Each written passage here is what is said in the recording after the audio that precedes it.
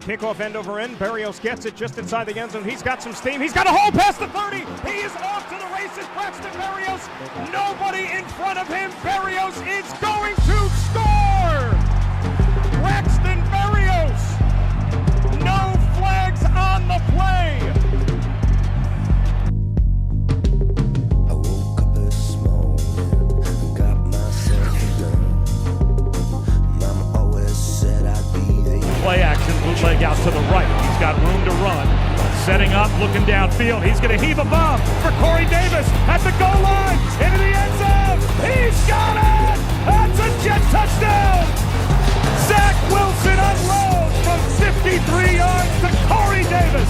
And the Jets have the lead back. Never told about right and wrong, but I'm looking good, baby. I believe it, I'm feeling fine. I was born under a bad sign, blue moon in my eyes, so help me now. I got a blue moon in my eyes, Dwayne. So sad, Good morning, Brandon. Welcome to Jet Lounge, and it's Monday morning takeoff. We do this every Monday morning. We plan on having a lot of people in here when the season starts to either celebrate with each other or sit here with misery with each other and talk each other off the ledge. So thanks for coming on today. And I heard you were doing a lot of stuff, a lot of coverage at the camps. So if you want to start with who are you most excited about out there? Like, what have you been seeing? Give us some insight. What are you thinking? I think that there's been a lot of good things at camp. Obviously, got to take it with a grain of salt. Training camp, not everything isn't always live, but I feel like I'd be remiss to not start with Elijah Moore. I mean, every time he has the ball in his hands or he's getting a reception, he stands out. And as you saw with the Falcons joint practices, it really doesn't matter who's been up against him. He's getting open, he's making receptions, and I feel that as long as whoever's playing quarterback, whether that's Flacco, Mike White, Zach Wilson, if they can get the ball in his hands, then I think he's going to be really special for the Jets going forward. Yeah, I just saw something today that Flacco had said that he gave him glimpses of reminding him of Steve Smith, which when I read that, I'm like, wow. I mean, you're comparing him to one of the best that ever did it. I see the similarities with the size and the way he moves on the field and he runs great routes, and I see it. But it's just when I saw it, I'm like, wow, he's played with him, and I mean, it's not like he doesn't know what he's talking about. He's played with these guys, and he's played with a lot of guys. So, what do you think about that comparison? Yeah, I mean, I can definitely see it. It's just the way he's just quick and just the routes he runs. It's like every route is just crisp, and it's like the absolute best it can be. But at the same time, he's going to get better. And I think it just comes down to the fact, can the quarterbacks get him the ball? Because if they can, he's going to be able to make things happen for the Jets. Yeah, I'm excited for the plays that they designed for him last year when he was on the field, the floor, when he went to the booth. I mentioned it a million times, but the tunnel screens and the the jet sweeps, he thrives in those plays because he's so shifty. Happy loves that word. He's so he's quick. He gets to the edge, and I just love it. I love it. I love those kind of things. And bringing the left tackle to Dwayne Brown and having Font with some experience and Lakin Tomlinson, I think that those plays are going to succeed even more, especially with guys like Berrios too. So while we're on the topic of receivers, seen a lot of highlights from camp from Garrett Wilson and even Corey Davis. What do you think of those two guys? I mean, the way our wide receiver room is deep, we can touch on that room for a little while if you'd like. Yeah, so the thing with Garrett Wilson is, he struggled with drops, but I'm more in this mindset where it's like, I'm not going to be concerned about the drops until it starts affecting the team in games and in the season. The thing I've been more concentrated on when I've been at camp is, how does he look with his routes? Is he getting open? Is he getting his defenders off the ball? And I feel like for the most part, that's been the case. I mean, you look at obviously Elijah Moore and what he's doing. Garrett Wilson's routes look just as crisp, and I feel like even going back to like the Atlanta practices, Garrett Wilson, a rookie wide receiver, going up against AJ Terrell. It's not like Terrell just put him in the dirt and just gave him no room to operate, Wilson was still holding his own. You saw some of the catches he was going up for. It's just, I feel like over the past week or so, you've seen Wilson making more and more plays and just getting more and more involved. And I feel like that 1-2 punch with Moore and Garrett Wilson is going to be special for this team if both guys can capitalize. And I don't really think either of those guys are showing signs of not being able to do that. And then you have Corey Davis, obviously, who, he's the big body guy. And if he can actually start making those contested catches where maybe he wasn't as healthy as he could have been last year and couldn't make those as a result, if he starts making those contested catches, you then have those 3 wide receivers. You then have the 2 tight ends in Conklin and Uzama. And then you have the depth with Berrios and then potentially a guy like maybe Mims if he's still here, or a Calvin Jackson, a Jeff Smith. So it's really a nice weapons group they're operating with, and that's not even getting the running backs involved yet. Yeah, I want to make sure that you were touching on it before, that he's gelling and getting open, because I think, Flacco, I think he's going to, me personally, I think he's going to play the first 2 weeks. So he's got to get on the same page with these guys. And if they're open, I think he's going to find them. He's got a strong arm. He's got a knack for reading the defense. He's been in the league for so long. He knows some of these coaches. He's going to know week 1 with Harbaugh. Obviously, I don't think he played to week 4, but, he's played against Mike Tomlin. Week 2, Cleveland. These guys have pretty good defenses as far as the secondary is improved in Baltimore. So I want to make sure that these guys are going to get open. So I'm keeping an eye on these receivers, because getting open is the first battle, obviously, in the quarterback getting the ball. But week 2 with Cleveland, they got a good push up front. I've watched some highlights of Myles Garrett. He just looks stronger than ever. And just real quick, a shout out to week 2. We're going to be hosting an event. I forgot to say in the morning announcements. We're going to do a signing with Mike Westhoff in Staten Island. If you're going to be around, I'd love for you to come out there.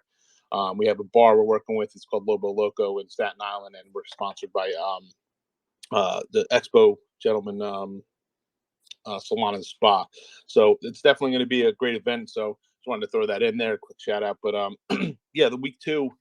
You're looking at a good secondary and a good push up front. So these receivers got to get open. And Flacco is probably going to start week 1. I think he starts week 2 as well. But getting on the same page with these receivers, and there's no hiding it that us getting the two tight ends in the free agency, and then going after Ruckert, and we still have Yoboa and Lawrence Cager, that the tight end room isn't the biggest weapon that they were trying to go for Zach's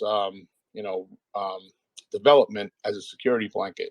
So so we're touching on the weapons. What did you think about the tight end room? I mean, Tyler Conklin has just been involved every single practice, and I think the most important thing is, he was heavily involved with Wilson. You could argue he was Wilson's favorite target, but Flacco's been finding him too. So I feel like that's a very good thing, where that safety blanket is being involved no matter who the quarterback has been with the first team so far. So that's something I feel like that's very important. Then Uzama's basically been doing the same stuff as Conklin, just not as much. And then the guy I'm really interested to see in terms of like, okay, how are the Jets going to arrange this roster, is for Lawrence Cager, because he's done some nice things as well. But like you said, they added Conklin, Uzama, they drafted Ruckert. Who is Cager knocking off this team in order to stay on it? I would argue you knock off Wesco and Baldwin, move Ruckert into that HVAC role that those 2 guys would play, because Ruckert can give you more in the passing game. And then you have a versatile option in Cager where, let's say you want to move him from in to out. He has experience in this offense at wide receiver from last year, and he's now learning a second position at tight end. Yeah, at the few camps I was at, it looked like he was struggling a little bit with the blocking. With the blocking compared to Conklin and Uzama, but during the game, I don't think he looked like he was struggling too much. And then him getting open in that flat route for the touchdown, that just, that might have jumped off my couch about 4 feet because I'm excited. Obviously, we held an event with a meet and greet for him. So it was our first one and maybe his first big one. So, I was excited to see the kid get out there, the hometown hero, get out there and make some plays. But the tight end I'm most excited about, and honestly, the most I'm excited about any player on this team is Tyler Conklin. I think he could be one of the best tight ends in the NFL. The guy can block, the guy can catch, the guy can get open, and I think we use him similar to the way the Dolphins have used Mike Gesicki. Tight ends are big in the NFL right now with Travis Kelce, Knox, Goddard, Mark Andrews, Kittle. Like, these tight ends are definitely being used differently than, when I was growing up. They were just big bodies across the middle. These guys are going out, in post routes. So I'm excited for Tyler Conklin a lot. I think CJ's going to be that veteran leadership that we have for that room.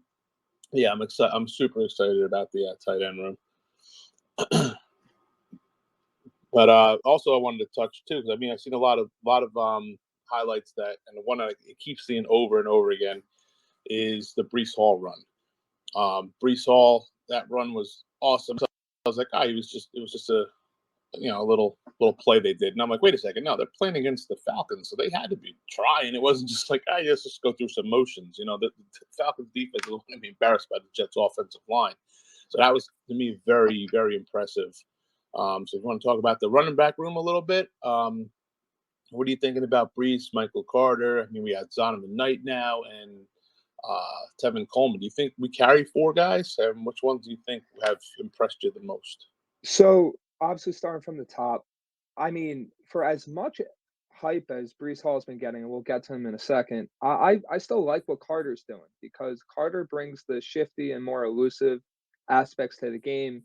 He's usually been the one that starts with the ones, and then Breece comes in right after, kind of alluding to that split that everyone expects them to have early in the year.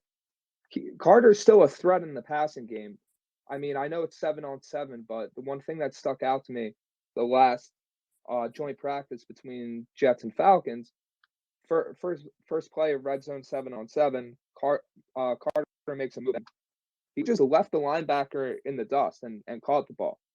So it's nice to have a running back that can bring that to the table, but that's not even taking into account that you have a second running back that can do, in my opinion, a bit more in the passing game, in Breece Hall. And Hall, I feel like, can do everything Carter can do, obviously, but he does it with more power and has a bit more straight line speed and has a bit more strength to his game.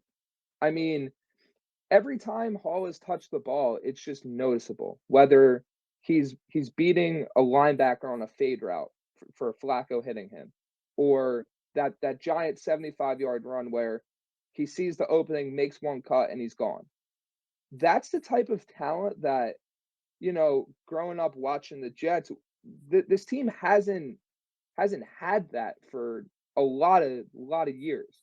And it's very exciting, but at the same time, going back to that split, you might not see as much Breece Hall as you want earlier in the year, but just from everything that he's shown in camp, I really don't know how this team keeps him off the field. It just, in the NFL, you want to play your best guys all the time, and obviously that can be a bit different with running backs, where you want to keep them fresh and not run your rookie running back into the ground, but he's going to be special if he gets the touches and stays on the field.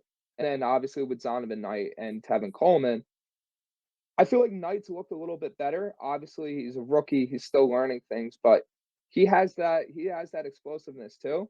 The only way I really can see Coleman sticking over Knight and Knight being more of like a practice squad guy is if the Jets value that veteran leadership and maybe a bit more of Coleman's receiving game ability. Yeah, I just hate to see, somebody mentioned it last night, it will remind them like a Danny Woodhead situation. We let a guy like Zonovan Knight go to the practice squad. He's going to get scooped up, and the kid's good. I saw him at the green and white scrimmage, and I hate to see that for a guy that, I like Tevin Coleman's speed and his receiving ability, but he has a a knack for not finishing or completing a whole year, or even being available. That he's always hurt, so I'd hate to see that. I mean, I get it; it's a veteran, but I'd rather see a rebuilding team actually have the third string running back as somebody they're rebuilding with. And that's my opinion. But yeah, I mean, when we were talking about Michael Carter, I think he's a great complementary back, and he could even be the starter. That's how good I think that we have it with the two running backs.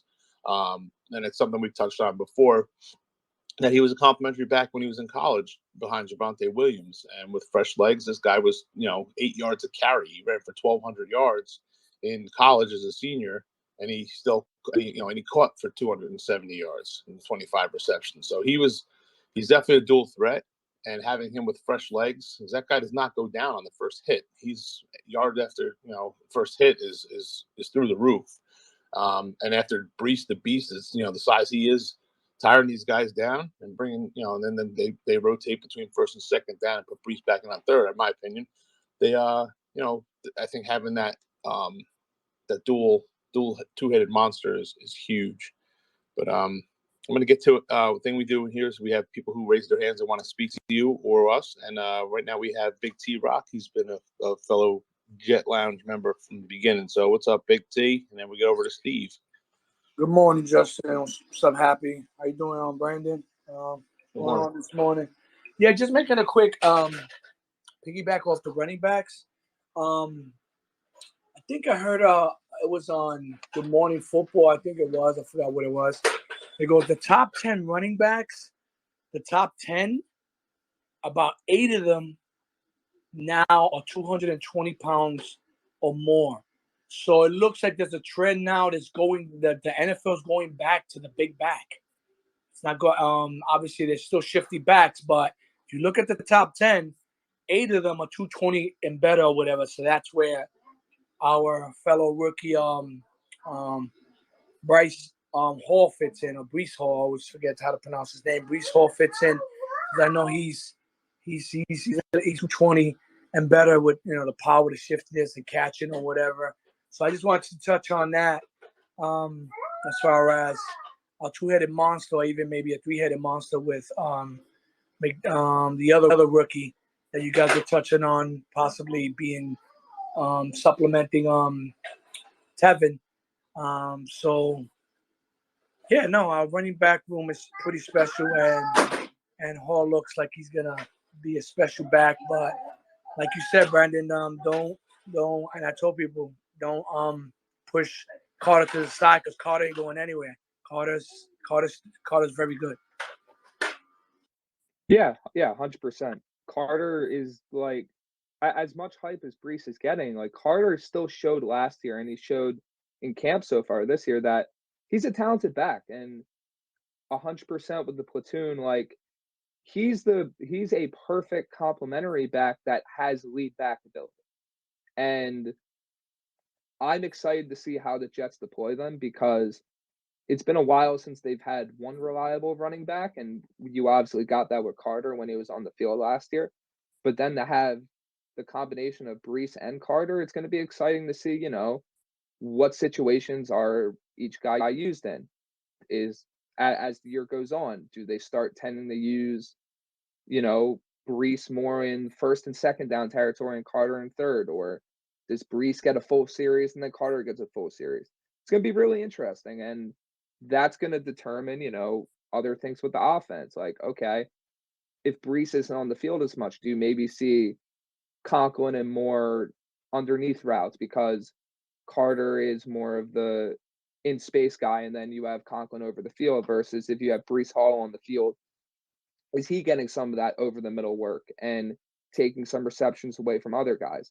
Because with as much possible depth as the Jets have, it's gonna. I don't really expect anyone to have 120, 130 receptions. It's going to be more spread out between a good amount of guys. I think what's going to be interesting is who gets the majority of those, how that gets spread around, and if that starts to change throughout the year. Yeah. Just real quick, ahead, Justin, let me piggyback off that real quick. Yeah, go ahead. What what I think is going to happen, like I stated before, because of the big back trend or whatever. I think they're going to share the load or whatever. But I can probably see it trending. The Jets are moving the ball on the ground or whatever. You'll probably start. They'll probably trickle and they'll trend more of Brees just pounding the ball maybe in the third and fourth quarter and getting these guys and getting these defenders tired or whatever as far as that. Because you can see, remember, this would be crazy. I'm mentioning it now, so you'd be like, oh, wow, or whatever.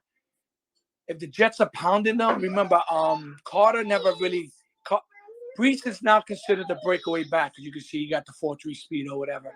But you can imagine just Brees, the Jets pounding them, and then you see Michael Carter get through the hole and then get the big run or whatever because the guys are tired or whatever. I can see that happening as they pounded them, and then you see maybe Michael pop a couple of them because of the fact that the Jets are dominating on the line and the defenders are tired, maybe third or fourth quarter.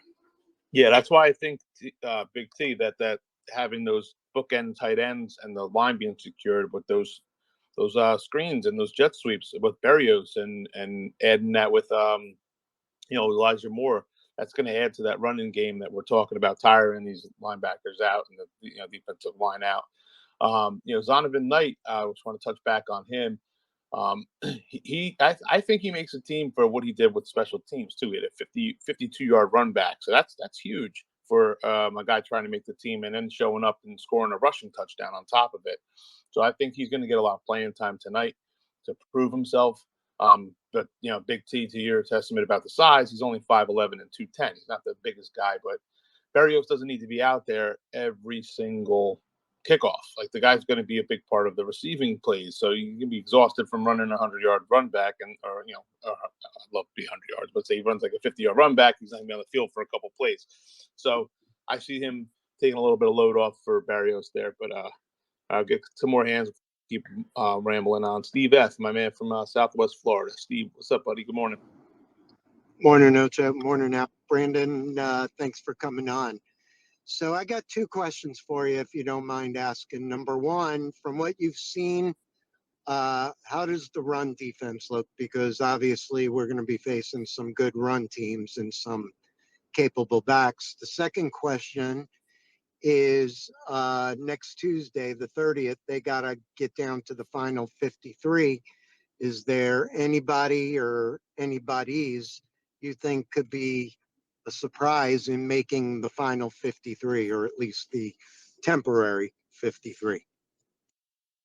Yeah, so to that first one, the run defense, I mean, the hard thing about camp with obviously not every practice being in pads and everything along those lines is most of the time guys aren't being like brought to the ground. So you could have a play where, it's blown up, but a guy still sneaks through a hole because they can't finish the play and bring a guy to the ground. But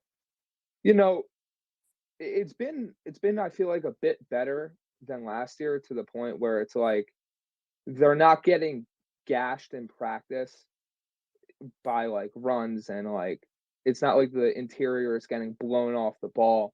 There's been multiple occasions where D-line is getting great push and caving in the run play and not letting it get a lot of yards on the play. But we obviously saw the Eagles last week in that preseason game. Personally, I think that's going to be one of the better O-lines in the entire league. So I feel like you're going to get more of a determination of where that run defense actually is when you see tonight with the Falcons game, obviously with the live plays. They obviously did well in the joint practices. Going to see how that translates tonight. Then you have the Giants next week with the one joint practice and then the preseason game. And I feel like that'll give you a better idea of, okay, in a live game situation, where is that run game at, or that run defense at? How are they combating other teams' running attacks? And then, we'll have a better determination from there. But yeah, I wouldn't be overly concerned about it at all. I wouldn't be overly excited because you can't really get the best determination. And then to your second question, the possible, surprises for the 53. Someone that I've been really interested to see if the Jets keep is Calvin Jackson at wide receiver, because I feel like, obviously you have Elijah Moore, who has all the deep speed in the world, but he can also do everything else. Jackson has that ability to where if the Jets want to deploy another deep threat, he could potentially be that guy. And I feel like Jackson has the potential to do more on special teams than a guy like Denzel Mims, who personally, I when Mims came out, I wanted him to be great. I thought he would be a really good complement for the Jets, and it's just not clicking for him in this offense to the point where it's like he's not going to supplant Corey Davis. He's not going to supplant Elijah Moore. He's not going to supplant Garrett Wilson. He's probably not going to supplant Braxton Berrios or Jeff Smith. Jeff Smith in the case that he brings a lot to the table on special teams.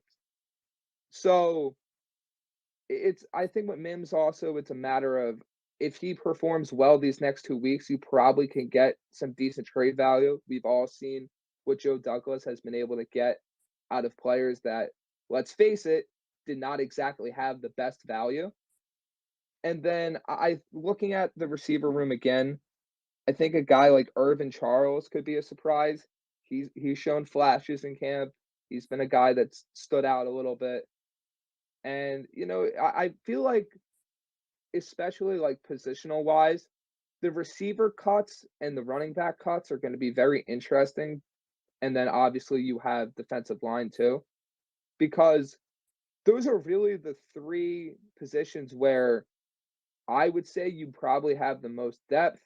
You could probably even throw a cornerback in there, but I feel like most of the guys that you would expect to be on that roster at corner are probably going to be there.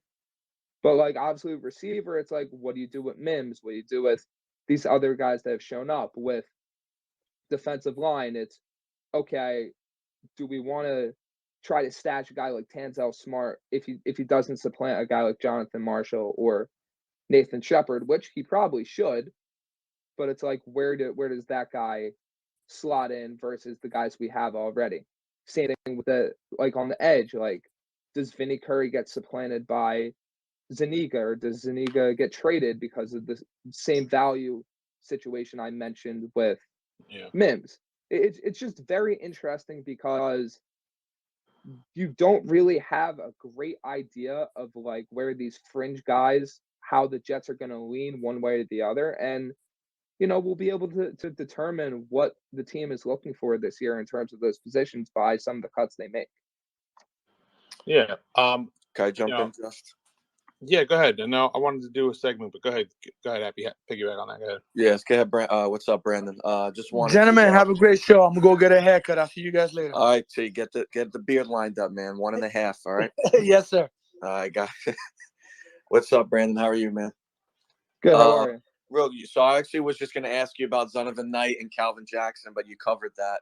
And I did want to correct Justin. Justin said that Benny was out on a birthday, but he's overeating Subway breakfast. So I just wanted to correct you there, Justin. He just texted me he's getting a Subway sandwich. But Brandon, another name I'm looking at is Jason Pinnock. Him and Jordan Whitehead played together in college. Obviously, LaMarcus Joyner's coming off a knee injury. Is that a name that, looking at camp, and he's looked pretty good, that could potentially get the starting job at safety? Yeah, I mean, I feel like it's definitely in the cards. And obviously, you have Whitehead as that number one, quote unquote, safety. But I feel like you could be looking at a rotation between Pinnock and a guy like Will Parks, who I feel like Parks has been standing out a lot. I mean, he's also a guy that I feel like brings that veteran leadership, that veteran experience to the team, a la, a Flacco on offense. But as opposed to Flacco, Parks a little bit younger, and I feel like he still has the range and ability that, has allowed him to stay in the league for this long. So I don't think it'd be the worst thing in the world if you have obviously Whitehead at the one safety position and then a guy like Parks and Pinnock rotating out. I feel like Parks would do a really good job helping Pinnock even get further along.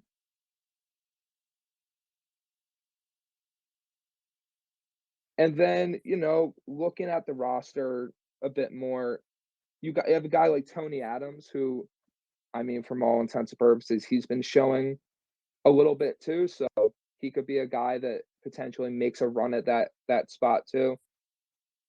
On the other hand, Ashton Davis, I don't know.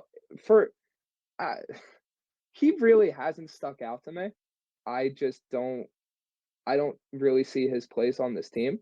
He's a guy that obviously you wanted to develop, and to this point, he just hasn't. So I don't know. It's going to be obviously the safety position is going to be one of those interesting ones where you don't have the depth that you probably want, but at the same time, you have enough depth to the point where you can have guys like Park and Pinnock rotating at that other safety position alongside Whitehead. I would keep Ashton Davis, and the main reason why is he seems to be Tua's kryptonite. So I would keep him out there. Tua continuously throws interceptions towards him, so I would play him against the Dolphins. That seems to be his best games.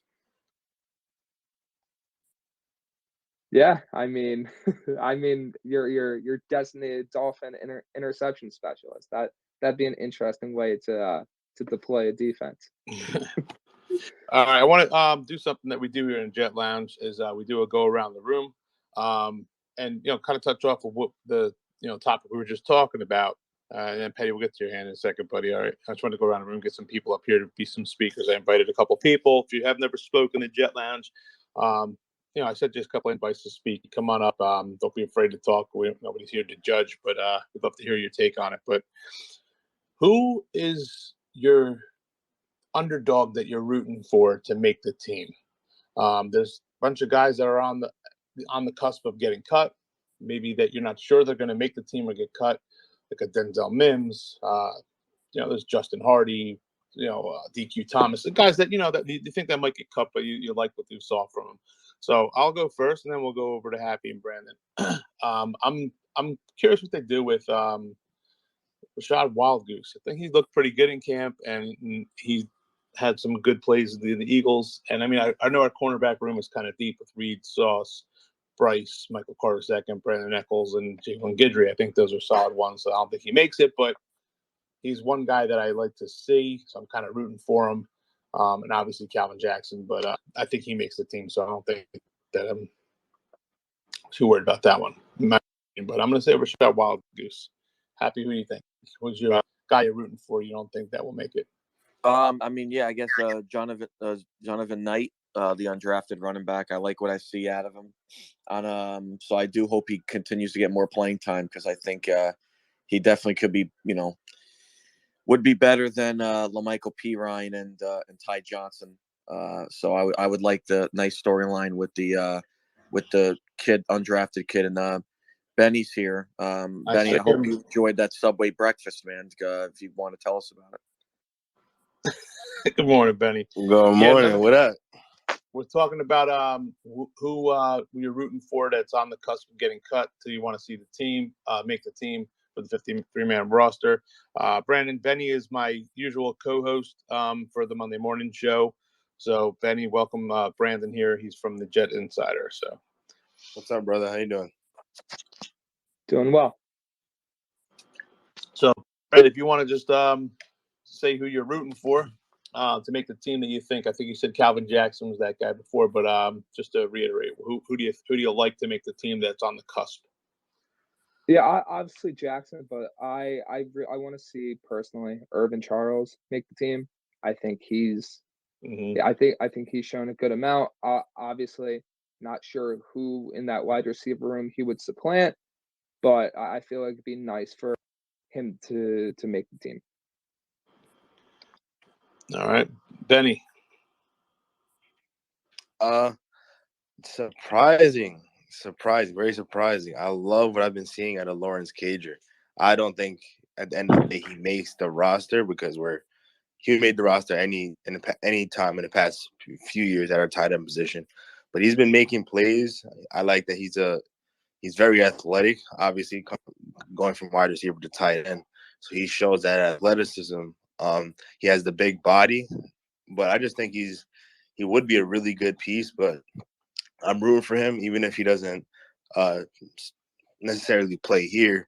He wasn't the best wide receiver, but even if he doesn't succeed here, I think he'd be able to get on the field on another team, and definitely Lawrence Cager. Yeah, there's a couple other guys I have in mind, but I don't want to give them to anybody else. So we'll go with JoJo. He's got his hand up, and then we'll go Petty. What are you guys thinking? Who's the guy you want to see make the team that's been talked about being cut? What up? Morning, fellas. Listen, Brandon, thanks for showing up. Appreciate it. I just want Benny to hear what he said. He said Calvin Jackson. All right, let's get rid of Denzel Mims for a bag of potato chips and put a real player in there, and with Calvin Jackson, because this kid is a stud. Calvin Jackson, man, caught the winning touchdown with the Eagles. So, I got to get up close to him at the camp that me and Benny went to. So he looks like he's a fan favorite too. He's coming over signing autographs. Seems like a good guy. So I think he makes the team personally, and I'd like to see him make the team. But Petty, what are you thinking, buddy? So Brandon had taken my thought because Irvin Charles is just such an intriguing prospect, being that big and that fast and able to play special teams as well. And I also love Mims, but I mean, like the writing's on the wall for him. But I'm going with Jonathan Marshall because, like, someone that athletic, like his athletic test numbers were freakish. It was compared to Aaron Donald coming out of the draft. I'm not saying that that's what he was going to be, but I mean, like, I haven't heard much from him practice wise or anything like that, and I didn't see him. He was pretty invisible against the Eagles, but I'd like to see him be able to develop with the Jets. Yeah, I mean, I think they were very high on him, in the OTAs. So I think that translating into the preseason game is definitely what these guys got to show out. They got two more chances to do it in a televised audience. So yeah, I like Irvin Charles too. It's the good problem to have is too many weapons for Zach Wilson to develop. Let's see, we got the Concrete Rumbles. He made his first appearance in the Jet Lounge last night, so he's here again this morning. Concrete, what are you thinking, man, for one of the players that you're worried about not making a team, but you're really rooting for him? What are you thinking? The Concrete Rumbles, you there, bud? No. All right. Well, we'll come back to you. Anybody else wants to come up and speaker and touch on this? One other player that I was really was Tanzel Smart.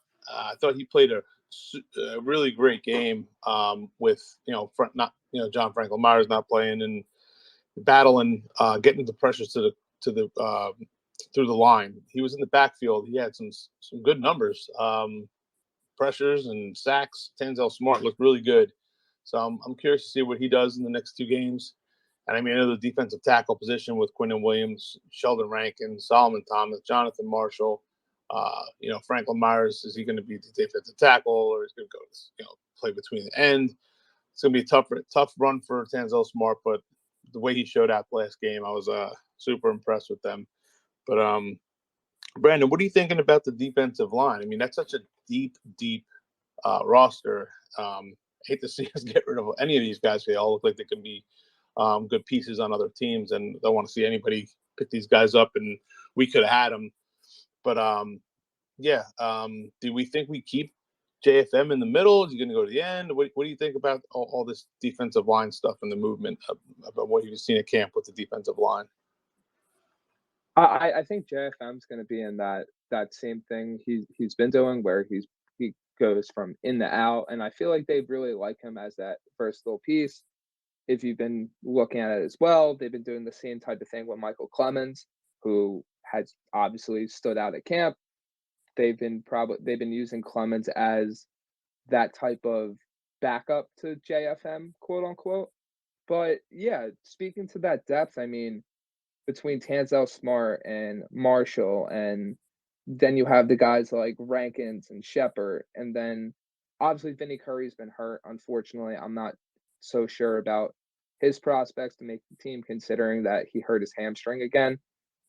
Then on the edge you have Zuniga, and then you have Lawson and Huff and Martin, and it's just I I I'm more up in the air on who to keep on the interior, because obviously you have your staples like, in my opinion, Quinnen and Rankins, but then going from there, it's like, do you keep Tanzel Smart, who stood out a lot so far during camp, or do you keep a guy like Jonathan Marshall, who, like's been said, had that really good athletic profile? It's just once again, kind of tying back into the offense, you're going to see what the Jets value and the type of, defense they want to deploy on, especially starting with that front seven, with the type of guys they keep and the type of guys they get rid of. Also, remember, practice squad, who do they try to sneak onto the practice squad? Who do they successfully do that with? And what guys get taken and potentially have roles with other teams? Yeah, I mean, one guy, obviously, we've all been excited about because he just looks like a threat to be messed with is Michael Clemens. I mean, he was asked during a post practice interview on how he felt he played. Did he feel like he did enough? And he just like stared at it. I think it was Rich Cimini who asked the question. He's like stared at him. He's like, no, didn't do enough. Like he watched the draft by himself. Like he just looks like the guy who's like, all right, I gotta block this guy. All right, bro, can you give me a hand? Help me block this guy, man. Like I'm excited for him. He's that Debo, not Debo Samuel I'm talking about from the movie Friday. Like, oh shit, Debo's coming. I mean, Justin, I would stare at Rich Amini every time he asked me something too. I know you would, though. That's the funny thing, bro. Joe, I know you well enough. I know you would. Benny, go ahead. You got your hand up, man. Yeah, I want to ask Brandon this question. Obviously, Bryce Huff is an intriguing player. I know he's had success when he's on the field, but it seems like he gets hurt a lot. Like, I know obviously he's dealing with an injury now. I don't know exactly what it is. It might be an oblique or something like that. Granted, he has the injury history. Do you think that plays against him on possibly making this roster, where it's like I know we're going to be doing a heavy rotation of guys. It's like we can't rely on you to be on the field. So why, even though he's talented, he has good, pretty decent numbers getting to the quarterback, doing things in that nature. But if you can't get on the field, then what are you truly worth? With that new injury, I think it's unfortunate because he's so talented, but I'm not too sure Bryce Huff necessarily is a lock to make the roster at this point. I mean, yeah, it's 100% great point, because I feel like, especially with football more so than really any other sport, stability is availability. It's what have you done for me lately? And I've been in the camp where, and I've seen it as well, Huff just has this great explosiveness off the edge, and he brings that like pure pass rush that this team will be able to utilize a lot off the edge. And he's a guy that I feel like fits perfectly in that rotation with Lawson and Martin, and being that type of different rusher as compared to those two guys. At the same time, though, if he can't stay on the field, are you going to keep him over a guy that, has been healthy and maybe isn't as explosive, but it still has the ability to pressure the quarterback? That's what, like I said, that's going to, how the Jets view that situation is going to go into whether or not, they value him, they keep him, they trade him. It's very interesting. Personally, I would keep Bryce Huff, because I feel like, allow him to get healthy, see how he contributes during the year. And then, if you run into that same issue with him during the season, in the off season, you look for another situational edge that takes Huff's spot. because it's edge rusher is one of the hardest positions in football to find. Do And you sorry, I have a minute. Yes, we do. Go ahead, Brandon, please. Yeah, and if you have a guy like that could potentially bring that juice as a rotational guy, then I feel like it's more value than not to keep him on the roster. Let's Justin, you want to send over to Mr. Defensive Line and Edge Rusher himself, Lee John? Yeah, and then we'll go back over to concrete. So go ahead, Lee John. Lee John heard edge rusher, Brandon, so he's here. He's the expert in edge rushers. I love hearing edge rush talk because honestly, we've been talking about quarterbacks for way too long after that little injury we had. So look, Michael Clemens is like you guys were right about drafting an edge rusher later in the rounds than in the first round. But I mean, it still comes full circle. You need 8 of these guys. And the Rams will show you every team that wins a Super Bowl, that team has a relentless pass rush. So I'm more excited about, and I don't know about you guys, but I always watch the defensive line. Anytime I know that you can't really watch the corners play unless you're in the stadium, but if it's on TV, I'm watching the D line, and it's been kind of miserable the past few years. So we upgraded it so much the last year. We got Clemens, I really, really am excited about this guy. I've never been excited about a late round Jets pick. I feel like in my life. I'm excited about this dude. I'm excited about obviously you got to be excited about Jermaine Johnson, but then Carl Lawson's coming back, and Franklin Myers is a decent piece. So all we got to do is get to the quarterback. Quinnen Williams speaks for himself. If this team can get to the quarterback, I don't even really care who's throwing the ball on our end, because I feel like LaFleur showed enough last year that he could scheme a QB into a successful game. So we need to get to the quarterback. And Michael Clemens, guys, I'm telling you, there's a really, really good chance that we could be talking about his name for a few years. And I like the way the guy thinks. So that's it. Yeah, we're excited for him too. I'm excited to see what the guy we were pounding the table for in Jermaine Johnson. I know me and Benny were like, "Yeah, we'll take him at 10. We take him at 4. We wanted a defensive end so bad. Take him at 4.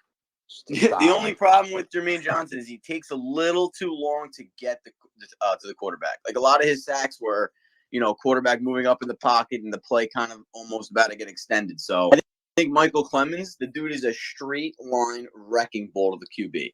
If he could just get better and refine his skills, I mean, I can't remember why he even went in the 3rd round. Yeah, I think he had some character issues with arrests and stuff like that, and I think that's what pushed him back, which I think was ridiculous. Obviously, we see what happens with some of these players that still get millions and millions of dollars, only miss 11 games. I won't mention any names, but I think he got failure to show like his driver's license and was caught with like weed or something. But I think that the guy's just a football player, and he's what you want. Guy who push, like you said, push somebody around. You got the offensive lineman there at 305, 310 pounds, and there's this guy who looks like a man amongst boys walking on the football field, and he's our guy. He's our guy. The edge rush too. It's it helps Sauce Gardner, and it helps Hall, it helps our safeties, and it's going to help CJ too. I mean, CJ. The linebackers, when they get older, they got to drop back and they got to drop. As if it takes the pass rush 3 seconds to get to the QB, the linebacker could be 30 yards down the field. So I think that it's going to help CJ a lot. I think it's going to help our corners, and we don't turn the ball over. If we can get to the quarterback, if we can pressure the quarterback, we can give ourselves those opportunities to create turnover-worthy plays. We got players that could probably intercept the ball now. We haven't had that in a while, so. I think that it's just going to help everything. Yeah, look at the real quick. Yeah, look at that Tampa Bay game real quick. To have you know, the Tampa Bay when they played Kansas City in the Super Bowl, and Mahomes couldn't get rid of the ball. Like that was pressure on the quarterback. That's what won the game against the best offense in the league that year. But go ahead, Happy. I didn't mean to cut you off. Go ahead. No, I just want to ask Brandon a quick question here. Looking at CJ Mosley, his Jet career so far, how excited is it going to be for him to have now a linebacker like Kawan Alexander next to him? Just looking at his career so far, 2019, he was supposed to have Avery Williamson, which I know a lot of Jet fans were excited for, but Avery Williamson got hurt. 2020, he took the year off. Last year, again, it was a lot of young guys, Quincy Williams and things like that. But now he finally has, a Pro Bowl caliber linebacker next to him. So how big is that for a player like him? I think it's huge because, with Kawan's ability and coverage, which I feel like is sorely underrated because, having a linebacker that can, contribute in that zone coverage, it's huge. And, if you look at the Jets, the years where Mosley's been there, when he's been on the field, he's had to compensate for the other weaknesses at linebacker. So, he would have to overdo something. And then if someone's missing their assignment, it doesn't matter what Mosley's doing, right? Because he's having to make up for that as well. So, having, maybe that three-headed rotation of Quincy, who's kind of like the straight line bullet that's not really like concerned where it's going, as you guys saw with the Eagles preseason game. And then having Mosley and Quan, obviously you probably want a little bit more depth at linebacker. You don't have as many guys there that you feel like can contribute as maybe you want, but having Quan next to Mosley, I feel like that's going to be huge for the team's defense overall, because if they're just adequate and the defensive line lives up to its potential and the secondary lives up to its potential, then you could have a pretty decent defense on your hands. And, you're not asking Mosley and Quan to replicate their Pro Bowl or All Pro status. You're just asking them to not be liabilities out there. Yeah, I'm super excited for having that, especially in the division that we play in, where we play these guys twice a year with the tight end position. Having Quan on this team to pick up Gesicki, to pick up, I can't remember the tight end from the Patriots, but Knox from the Bills. And then we play obviously in the AFC North. They got Andrews and there's some big tight ends in that division. So having a guy like Quan is huge. Can get Quincy into the pass rush more and not worry about him being in the backfield when he's supposed to be covering the tight end. So I think that's huge. It's a good question, Happy.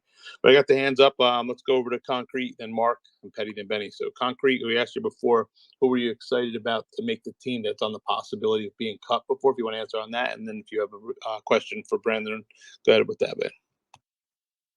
Appreciate it. Good morning. Good morning. Good morning, man. So my thoughts is this. I know we were talking about pass rush. I'm really interested in what do you guys feel about Jacob Martin and Bryce Huff, because I feel as if, like I'm kind of wondering, where do they fit? Like I understand where they fit, but I feel like one of them could be on the bubble to get off of this roster. What do you guys think? You could answer that one, Brandon, if you want. I really don't see that any way they get rid of Jacob Martin. To start with that, he's been around the quarterback a lot during camp.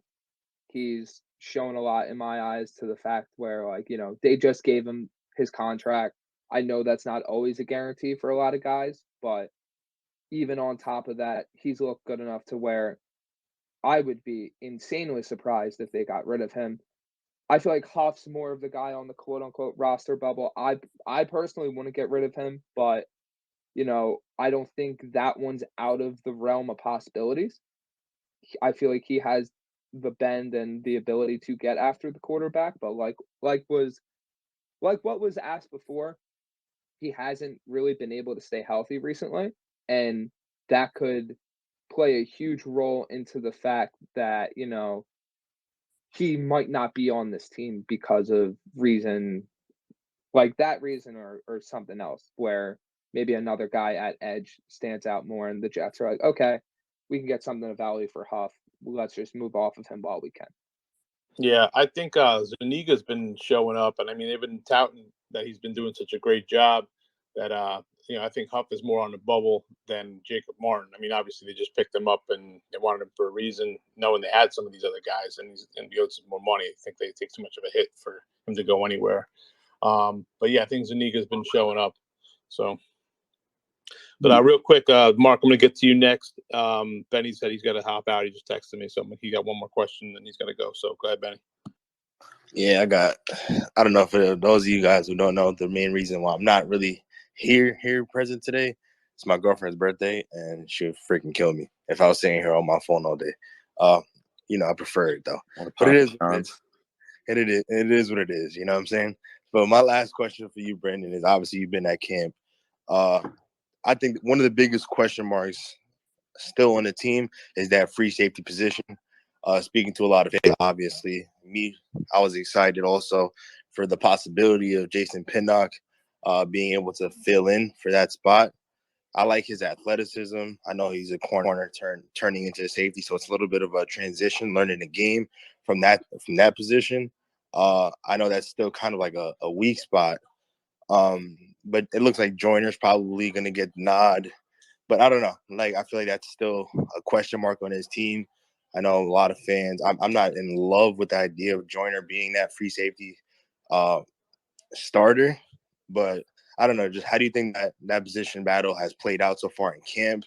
Do you like what Pinnock has shown a little bit, even though he hasn't been getting as many reps with the ones and whatnot? So what do you think about that free safety position? Yeah, I've personally liked what Pinnock has shown. I mean, I remember leading up to the draft, I was like, I was basically pounding the table for safety in the second round, and then out of nowhere, the Breece Hall pick happened, and I was thrilled with that. But that was that other spot next to Whitehead was always something where I was like, okay, they need a guy to fill in there. Obviously, they're confident in a combination of whether it's Parks, Joyner, Pinnock, of one of those guys, or maybe two of those guys stepping up and filling that void. Joyner hasn't really been on the field much for camp. He also hasn't really been on the field much the past 2 years. Pinnock's making that transition. Parks is a little bit older than the other guys at 28, but he brings more of that veteran experience, but might not have as much, athletic ability as a guy like Pinnock. I don't know. I'm really interested to see how it shakes out. I feel like tonight and then the Giants game will be really big indications on, who's standing out, what specifically, what safety is going to take that leap and be able to start next to Whitehead. But yeah, I mean, I've liked what Pinnock has shown. I'm not gonna be up here and say, oh, he looks like the next big thing. I mean, he's looked fine. He hasn't anything special, but he also hasn't been a complete liability to the point where the Jets are like, okay, we really need to figure this position out. I appreciate that, and yeah, I gotta get out of here, but I'll talk to you, Justin, Happy, all you guys. I'll talk to you guys later. I appreciate you, Brandon, pulling up and talking to us, and you're always welcome to be here, bro. So I'll definitely talk to you guys soon. See you guys later. All right, Benny, be good. Enjoy Applebee's, Benny. Yep. Yeah, wish your girl a happy birthday for us from Lounge. All right, man. He gets a 2 for 20. All right, we got hands up. I said it before you dipped that. I had to. Mark, go ahead, and then Petty. Mark, go ahead. Yeah, what up? Good morning, Justin. Happy. Good morning, Good brother. to see you guys. And Brandon, thanks for joining us, man. Something that makes the lounge special is having folks who've been at the practices and are around the reporting of the team. So we really appreciate it, man.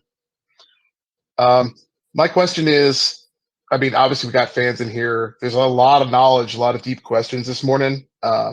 It's a game day, and I'm pumped.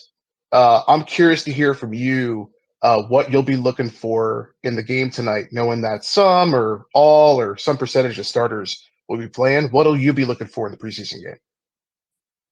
I love that question because it's like, especially in the preseason, I feel like a lot of fans are just like, oh, it's preseason. Like, it's not anything to, write home about. Versus like, I'm really going to be looking for the quote unquote bubble guys tonight. So running back, Zonovan Knight. I want to if Zonovan Knight stands out again like he did against the Eagles, he's gonna make everything really, really hard on the Jets for them not to keep him. So that's something I'm obviously looking for. Receiver wise, can Irvin Charles have another good game? Can Calvin Jackson continue what he did last week? Same thing goes for like safety. Like how does Pinnock look versus how does a guy like Will Parks look? Can Lawrence Cager stand out? Tanzel Smart. It's these type of roster bubble guys that are maybe like one more good performance away from making the team. Is like that's what I'm be looking for. And then personally, I feel like this might be a little bit under the radar, but Mike White versus Strebler again, because it's something where it's like, the Mike White game last year, incredible. That was one of the best Jets games that they've had in a long time. But Mike White's a free agent after this season.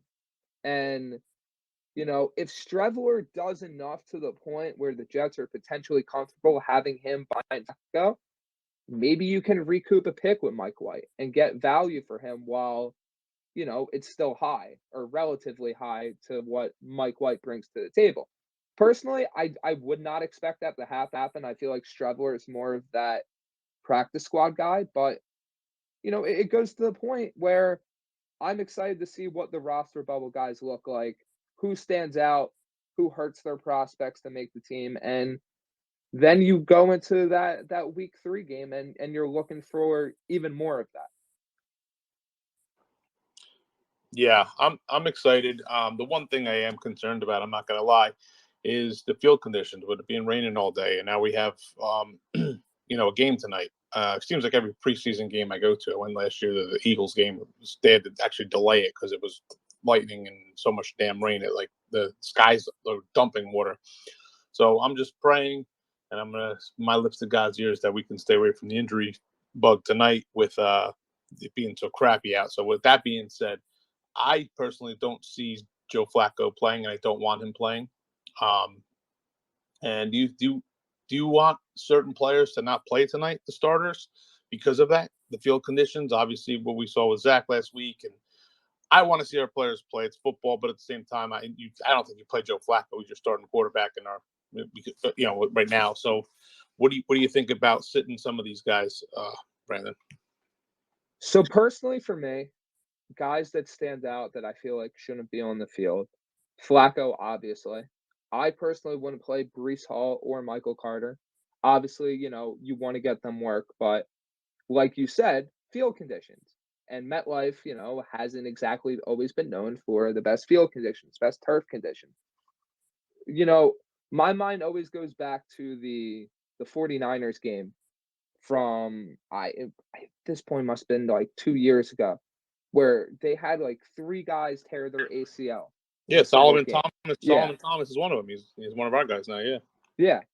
So it's like, especially with the Wilson injury last week, I don't want to put guys that are in positions where it's like, okay, let's say you put out Michael Carter and Breece Hall. God forbid you lose Michael Carter. Okay.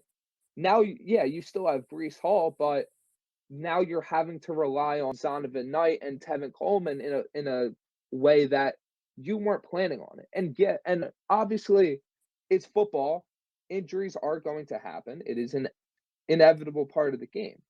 But you want to avoid unnecessary risk where, that's possible. So like I don't know if all these guys are going to play, aren't going to play. I would lean away from playing Flacco, both running backs. Maybe I'll get Garrett Wilson a series because he's a rookie. I wouldn't play Elijah Moore. Wouldn't play Corey Davis. Wouldn't play really like Sauce Gardner.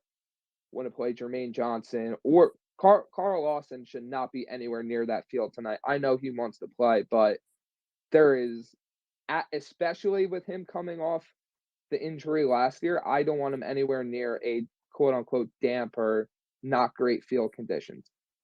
And that goes to my point as well, that you want to see these bubble guys and give these bubble guys as much play time as possible.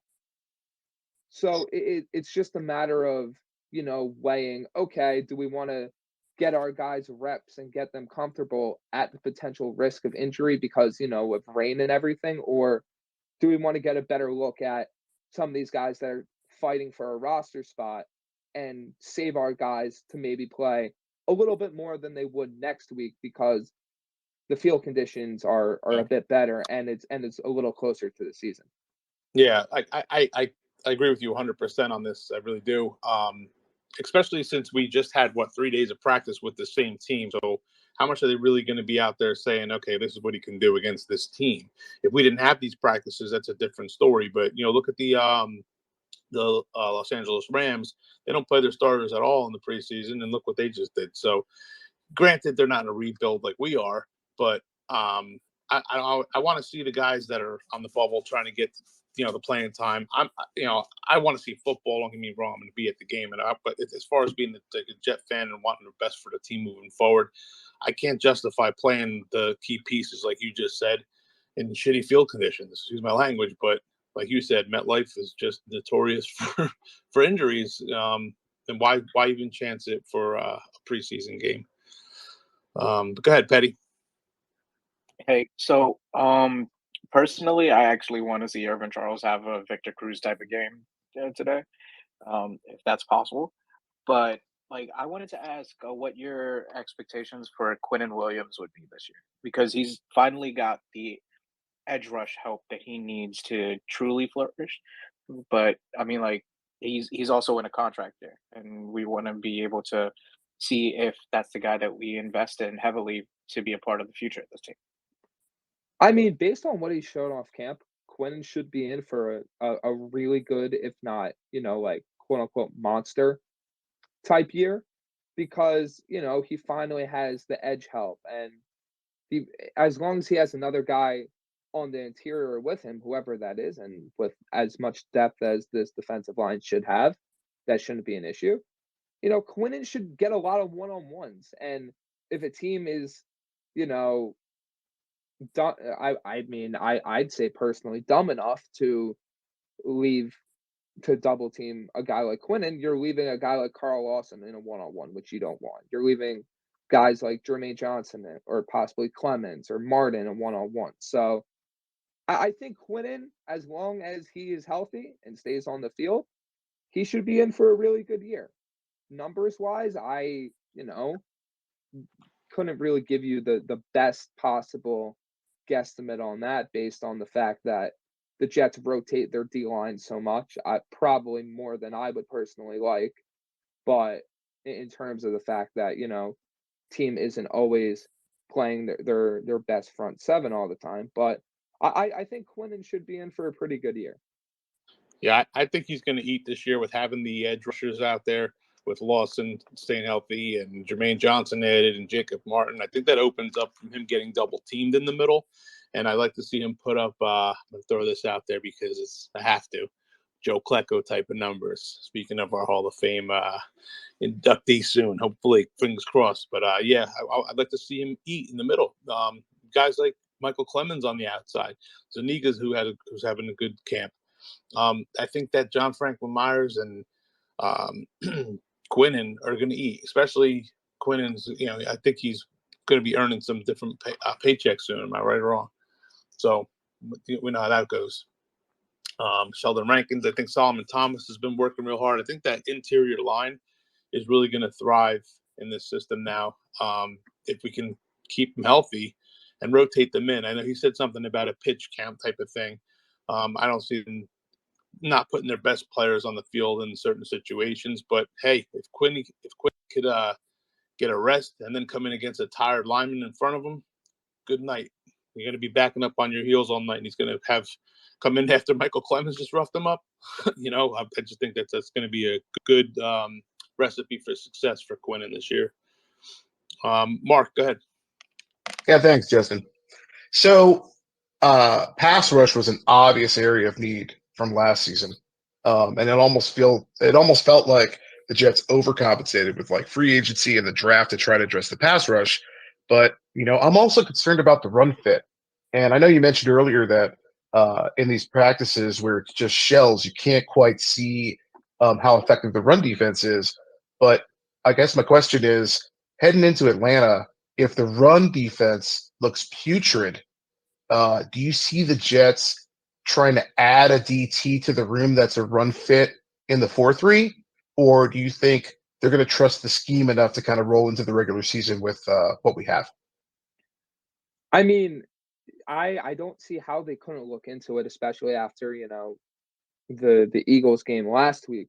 If a team that like, for example, like the Jets dominated, and I feel comfortable saying that they dominated Atlanta, the two joint practices.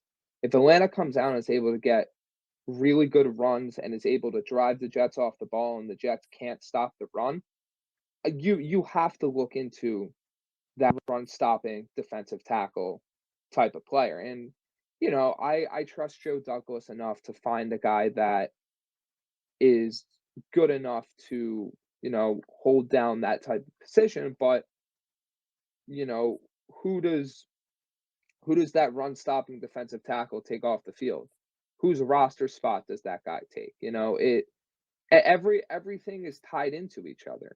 And I you obviously don't want to make too many assumptions from preseason. You don't want to, you know, jump this way because one thing happened. But it's the run defense was a massive problem last year, and you hope that a guy like Solomon Thomas and Marshall and Rankins being there, and the addition like Jermaine Johnson, who not just as a pass rusher, but his run defense in college was really good in terms of setting the edge. So I'm interested to see how it goes. I'm interested to see, how that run defense looks in the next 2 weeks, because based on that, you could see a single roster addition or multiple roster additions addressing that need on the defensive line. Yeah, I think a lot, like Mark was just saying, it's going to be a lot of the game planning. The type of team you play. Like last year, the Ravens, their offensive line, they ran like a gap blocking concept like 80% of the time, which was like by far the highest rate in the NFL. And the Jets, when they were going against a team that was a gap blocking frequency above the league average of 42%, they went 0-8. So they have to go with they got to change the scheme. I mean, you have players. We lost Foley Fatukasi, who was in the middle with that. But what did he do for us? We were 0-8. So it's all about the scheme. You got to put your guys in the right position. And I think that John Franklin Myers on the outside was not where he needed to be. He earned that money from being on the middle, from a $14 million a year contract. He earned it from being inside. Obviously we weren't any much better as far as the record the year before, but I don't know. I think that you bring in Quan and you can attack. You can get Whitehead in the box. You're adding to that, that run stopping ability. So, all right. Now, how's everybody feeling about Joe Flacco, and how many games do you think he's gonna? When do you think Zach comes back, Brandon? I mean, obviously you're seeing him on a cart and not throwing a football yet, but as far as your fandom and what you think, I'm predicting week 3 against Cincinnati. What do you think? I know there's a lot of optimism that he'll make the home opener. I don't know if people saying that he'll get on the road and get to them in Cincinnati. What do you think the timeline for you personally? Obviously, we're not doctors and we're not seeing him at home and how he's feeling, but what do you think? When do you think he comes back and is ready? And does he get plugged right back in as soon as he's ready? If Joe Flacco's 2-0 and he's throwing 400-yard games, what do you think? Yeah, this has been a conversation I feel like that has been very I'll put it as interesting so far, because the Flacco discourse is from what I've seen is just all over the place. Just focus on Wilson himself. In a vacuum, I would definitely put him back in when he's healthy. When I think that's going to be, I say week 2, probably week 3 at the latest.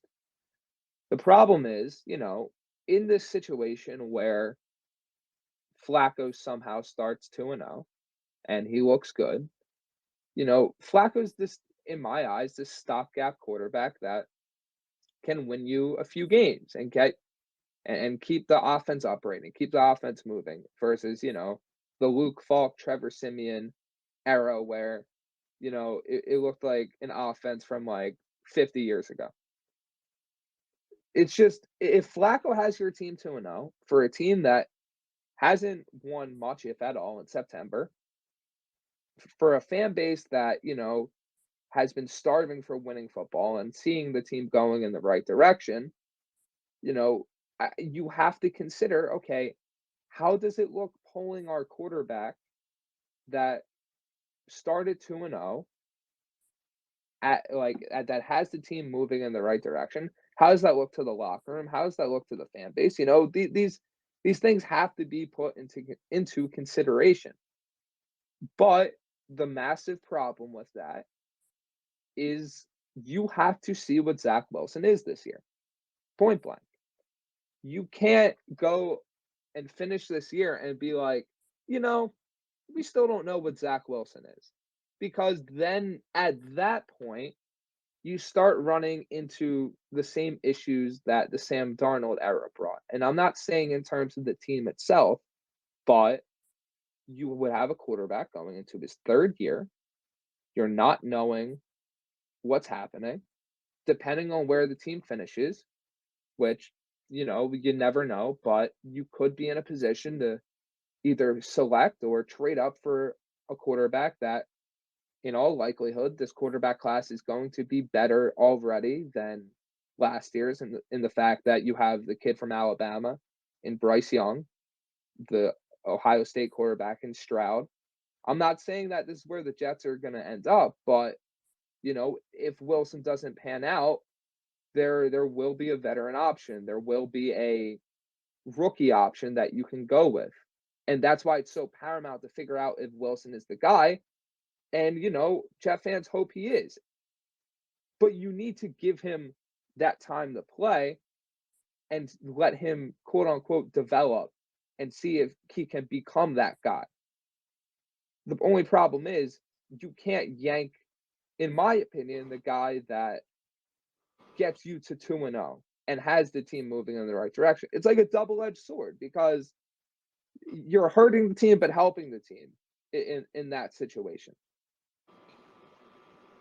Yeah, I'm confident in Flacco. I think I like what I've seen him in camp, and obviously, some of the scrimmages and whatever. But I'm also, realistic. He's 0-7 with us. Has his best years gone? Maybe, I don't know. Maybe he's going to have this Vinny Testaverde-esque, strong arm, Italian guy from Jersey, and going to be this savior for us. I'm hopeful because I want him to cover those 2 games, but he's 0-7. So I want to see what Zach has before we go into any type of draft again, or resetting the clock and all this crap that we've been, every one of us recycling quarterbacks, feeling like the Browns lately. But Zach, one of the guys from the Jet Lounge, was at the training camp the other day, and he was speaking with Garrett Wilson, gave him one of our T-shirts, and he said to him, how's Zach looking, and what do you think about the quarterback situation? Are we gonna see him this year? We'd be drafting your buddy from Ohio State, and he gave him a side eye, and he said, "No, these guys probably will be." Talking about Atlanta, which I thought was a great statement because he said they looked like crap. I'm sure that was the way he was saying it. So, yeah, we want to see what he's got because I don't want to keep recycling the clock. And I think this kid's got such talent. He could throw a ball 60-some yards across his body, running the opposite direction. It's just got to be more cerebral with him, and you're not going to get that sitting on. I think you get it on the sideline a little bit, but making those quick decisions, like when he got himself hurt, it's preseason, run out of bounds. Did he get out of the pocket? Yeah, awesome. He shows that ability. That's the quarterback we got. We drafted a guy who's mobile and get out of those positions when you're getting beat. Max Mitchell gets beat on the right side, and Adoga's getting beat on the left side. So he put himself in a great position. So, Justin, you think Zach is after that throw? You think that he pretty much exhausted his efforts in trying out to be a a Jets practice squad guy. Yeah, I don't even think they're gonna let him throw the T-shirts to the crowd anymore, bro. I think he's done now, man. I don't know. Yeah, well, at least, you know, it was the pressure. It was a lot of pressure, man. Yeah. Even Kenny was like, "Oh, come on, Zach." I was dying. But we got another OG from the lounge, Terrence. He's been here for a long time. He's got his hand up. Welcome to Jet Lounge. And this is Brandon from Jets Insider. Hey, Brandon. It's nice to meet you. Oh, you're from Jets Insider. It's great. I'm sorry. I saw the profile picture. I was like, oh, look at this guy in a looks like a jacket and tie. I was like, oh, it must be somebody important. But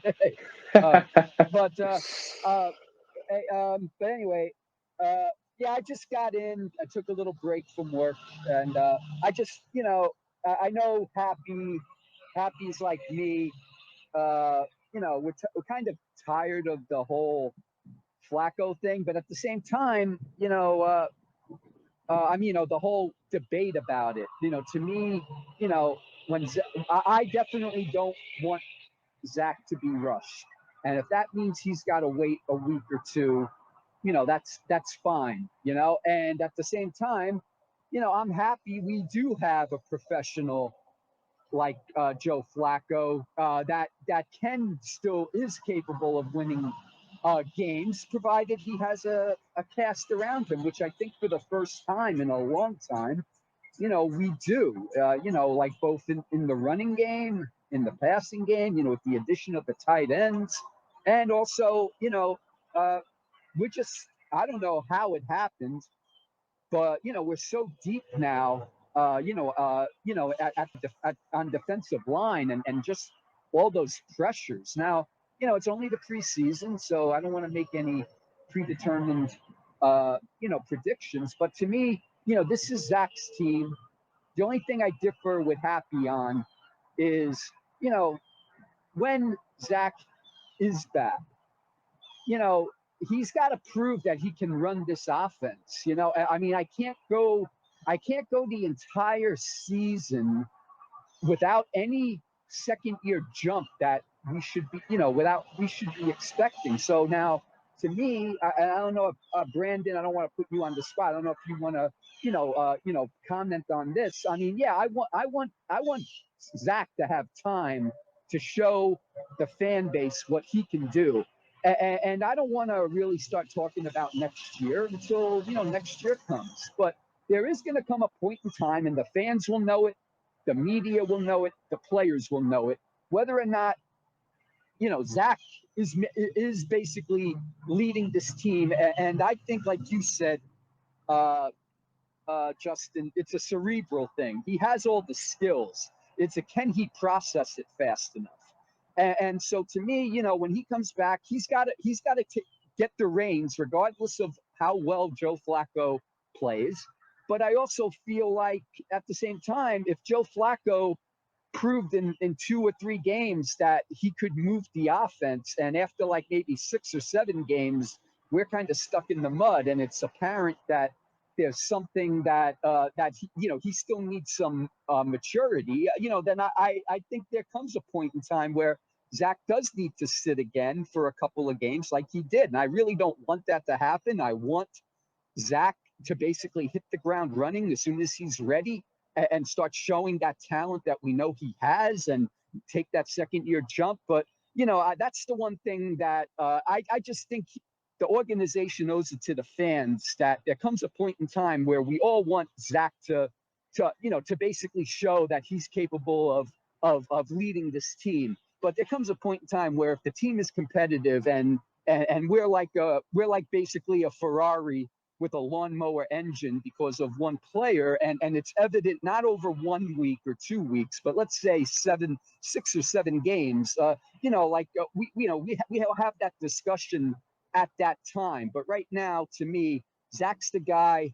I really don't like all this talk about Flacco, but I'm glad that he is the backup, as opposed to like 2 or 3 years ago when we had what was it, David Fales, great name for a backup quarterback, but and the guys that we had when Darnold had mono, and basically we had no chance, So I am happy for it, but that's really, that seemed to be the topic that we were talking about when I came in on here, and I just wanted to put my 2 cents in there. And Brandon and Benny and Justin, if you wanted to add any comments on that, I'll mute for a second.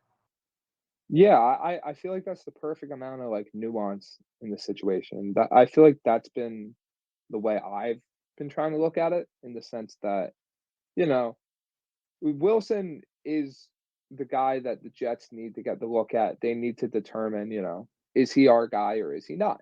And everybody knew coming into this season, and personally, I don't think that's changed, that the Jets needed to figure out in this year whether or not Zach Wilson was the guy or not. This is the most important year that he's had. The Jets built the offense around Wilson. They, got him these weapons, got him, improvements on the line, got him a better running game. Like, everything's been set up to be like, okay, we surround you with talent now. Go prove if you're the guy or not. And the whole Flacco thing, it's yeah, it'll be nice to have him in 1 or 2 games and be that stopgap type player. And you obviously want Wilson to come back when he's healthy. And it just comes down to the fact that, it's the nuance of, hey, if this team's rolling, it might be harder to take him out, but you probably still should take Flacco out. If Wilson doesn't look good in the games he's in, and we're not, like you said, not 1 or 2, but like 3, 4, 5, then you start having that conversation. But yeah, it's more of the, in my eyes, let's cross that bridge when we get there. I'm personally not going to make any determinations on Wilson or anything like that until we actually see, okay, here's Flacco. Flacco could go 0-2 in these games that he starts. He could go 1-1, 2-0. Like, we're not going to know until, he actually goes out there and plays. Who knows? Maybe by some chance, which I don't think it's going to happen, Wilson's back week 1, which I think the most realistic shot is week 2. But, there's just so many potential possibilities that could happen that I'm staying more like level-headed and nuanced about it, because if you make an assumption too far in one direction, I feel like you're going to end up being, like burned or like completely disproven on it, because at the end of the day, I don't think anyone really knows how it's going to shake out. Yeah. I mean, I saw a clip where Garrett Wilson caught that touchdown. I swear Flacco had 10 seconds to throw the ball.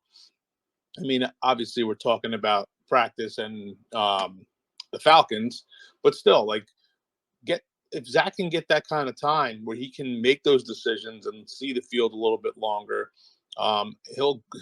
he's going to grow. So, you've got Dwayne Brown and Font. I mean, I'll come back to that. Garrett's got his hand up. We'll let Garrett come on in. And I see we have a new guy I've been talking to get lucky. I invited him up as a speaker. I want him to get involved too. So go ahead, Garrett.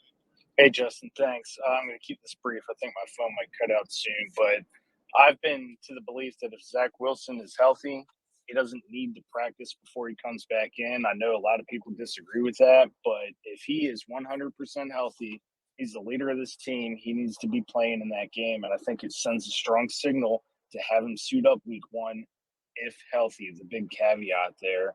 And I agree with Brandon. It all depends. If Flacco does come in, he plays for 2 weeks, they're 2-0, and he's throwing for 450 yards a game, how do you take him out? If they're winning because they're running the ball for 200 yards a game and pounding and grinding, then you have the conversation. So it is very dependent on how they play. Yeah, that was something I was, agreeing with. I pretty much said the same type of thing you said, Garrett. Like I said, Joe Flacco's 0-7, but this is a different team. He's got tight ends. He has Elijah Moore, who he looked great with when he played him in Miami. Yeah, we lost, but, the defense is totally different now. You have the defense that's going to get to the quarterback. It's going to not have our cornerbacks chasing guys around for 20 minutes and being exhausted by the third quarter. We saw that in the Tampa Bay game, which we were in. But him having weapons, he's going to look good. But we want to see Zach look good with those weapons because this is the team that was built for him, So I want him to be ready, 100% ready. The kid's, 22, 23 years old. Do you want the guy to be like, let's get him in against the Browns when it could have just been the Bengals? Like, it's a big deal. One game. Justin, 10 years. If I can ask, what does ready mean? I mean, he should know this playbook. And if you're talking about chemistry, No, I'm talking. I'm talking physical ability. He's. Are you talking about health? Like, because yes. I mean, I'm 100% with you. He's got to be healthy. But if he's healthy the week of and he gets in a day of practice or a walkthrough, he's got to be the starter. I mean, I'm sorry, Justin Herbert came in with no notice. Tyrod Taylor got that punctured lung right before the game, and he comes in and lights it up. I mean, if he knows this offense, he knows it. He's got to be in there. Yeah, I mean, yes, yes and yes. I want him to be physically ready. Obviously, I think the mental readiness he should be there already, if you ask me. I agree with you 100% on that. But as far as game planning, are they introducing the game plans for, the Cincinnati game when they're practicing for the Browns game? Should he have more than one day of practice? As a veteran, I would say no. But as a guy who's doing a rebuild, I would say ready would be a couple days as practice and not just be like, okay, doctor cleared you on Friday. We're just going to have a walkthrough tomorrow morning and then you're playing Sunday. I wouldn't want to see that for the guy. But if he's healthy and the doctor says, hey, you're good, and he says, hey, I can play and put me in, and I see the hunger, put him in. I mean, I don't think he's going to get killed. He might have a bad game because he's off script or whatever, but you got to see what he can do, All right, I agree. And he could rise to the top and have a great game, and we could say, hey, Zach's the guy. I mean, we're not going to know unless if we actually put him in these situations and let him play. We can try to baby him and play safe with it, but I know they're smart, and ideally you want him to get that practice, but at the same time, let's see what Zach's made of. If he's healthy, that's the big caveat.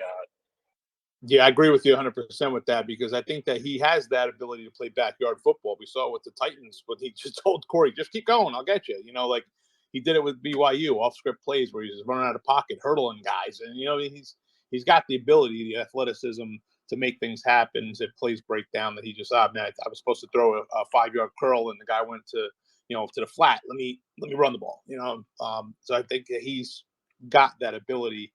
But I want to make sure he's physically. When I said ready, I meant physically 100%. No, he knows his body. These guys are professional athletes. That I can go and run out of the pocket and make that cut now. Even though I don't want to injure myself again, but if I have to make it, it's a football move. I got to be able to do it. Go ahead, Mark. Thanks, Gary. It was good point. Yeah, thanks, Justin. Let's keep it on Zach. So, Brandon, I'm curious obviously we have a very small sample size from the preseason.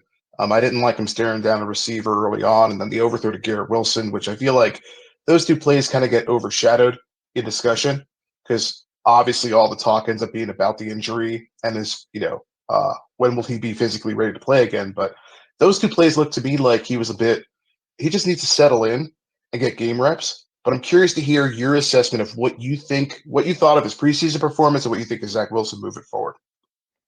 So, seeing him at training camp, like he looked good. Like I'm not gonna say like, oh, he looked absolutely incredible, but he was making his reads, he was going through everything, he wasn't holding the ball too long. Like nothing really stood out in like a bad way. And then you get to the preseason game and things sped up on him a little bit.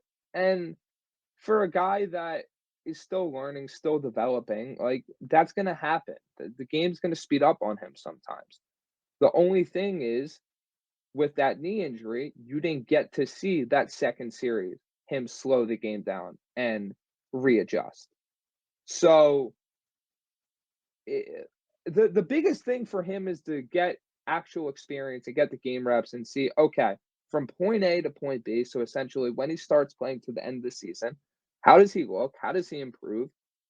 Does he still fall into the same habits that he was dealing with last year? And, it boils down to the fact that from the back half of last year was good in a lot of ways in terms of like, he didn't turn the ball over. He didn't. He started not forcing as much, but he didn't really have as many of the explosive plays as he had in the beginning half. I would chalk a lot of it up to the fact that his main receiver was Braxton Berrios, and that he didn't really have much to work with in the back half of last year. But what I personally want to see, as someone that's covering the team and all that, I want to see the quarterback have that same decision making that he displayed in terms of not turning the ball over, but combining that with his traits and the ability to be that top tier athletic, top tier arm strength type quarterback that he showed he can be. And I feel that he can grow into that and that he can reach that point.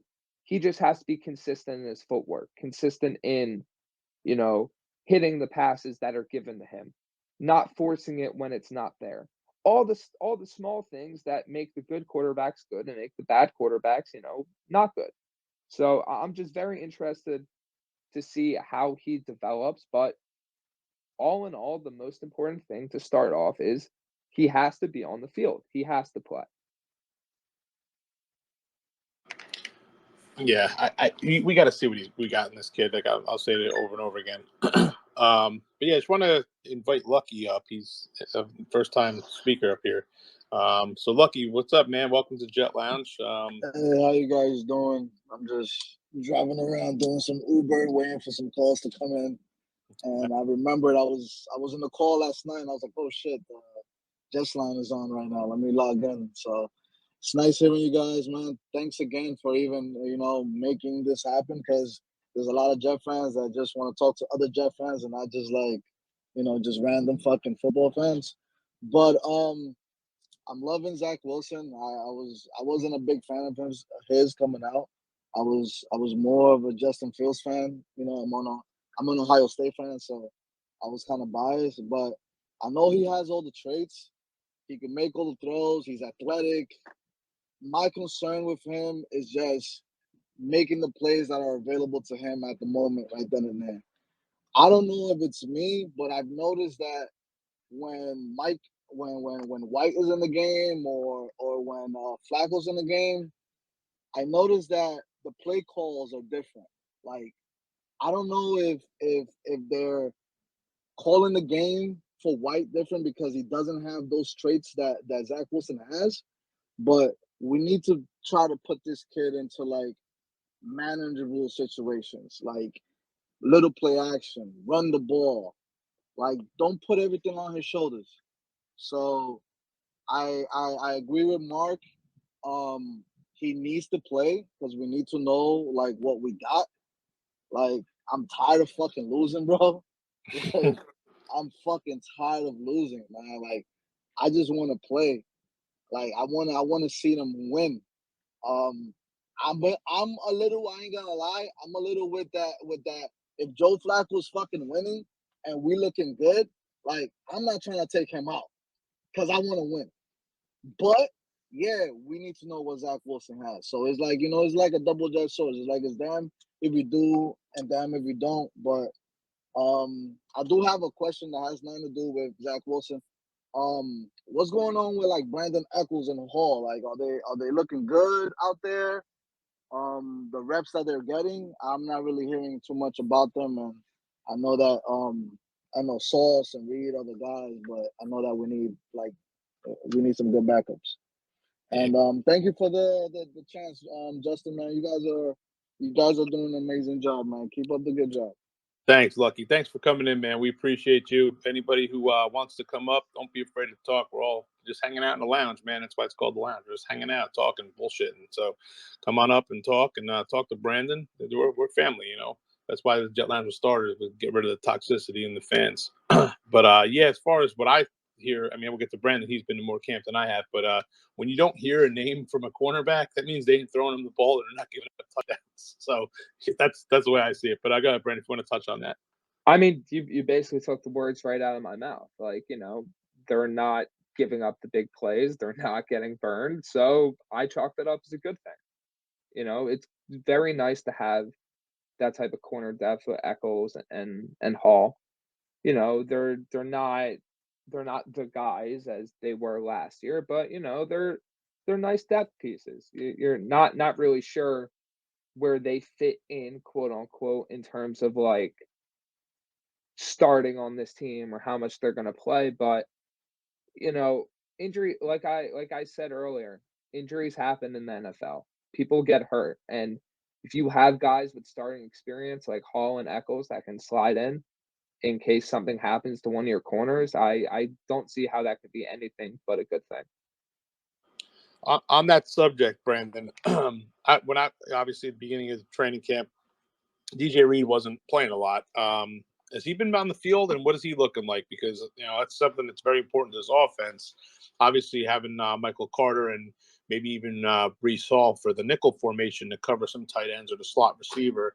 What are we seeing from DJ Reed? I haven't heard much about him. Obviously, we just said it. If you're not hearing anything from the cornerbacks, it's a good thing. You know, I never even heard Revis's name half the games, and the end of the game, like, oh, it's because the guy only got thrown to one time. So, I always have to drop the Revis name when you say something like that. But what are we seeing with DJ Reed?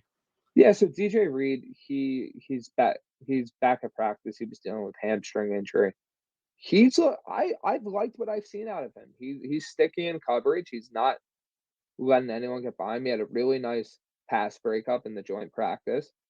The last one, as in I think Saturday. Yeah, but yeah, I mean, I've liked what I see out of him. I mean, every practice, you know, during special teams, it's just him and Sauce working off to the side and getting extra work in, and you know, those two are going to be very important to the pass defense of the Jets because you know Reed is the guy they paid the money to, and Sauce is the high number 4 overall draft pick. So I'm I'm personally excited to see what Reed can bring to the table because you know Sauce is the one that's getting all the hype, all the excitement as he should be. He's looked really good, but I think Reed can be a really nice piece for the Jets as well this year.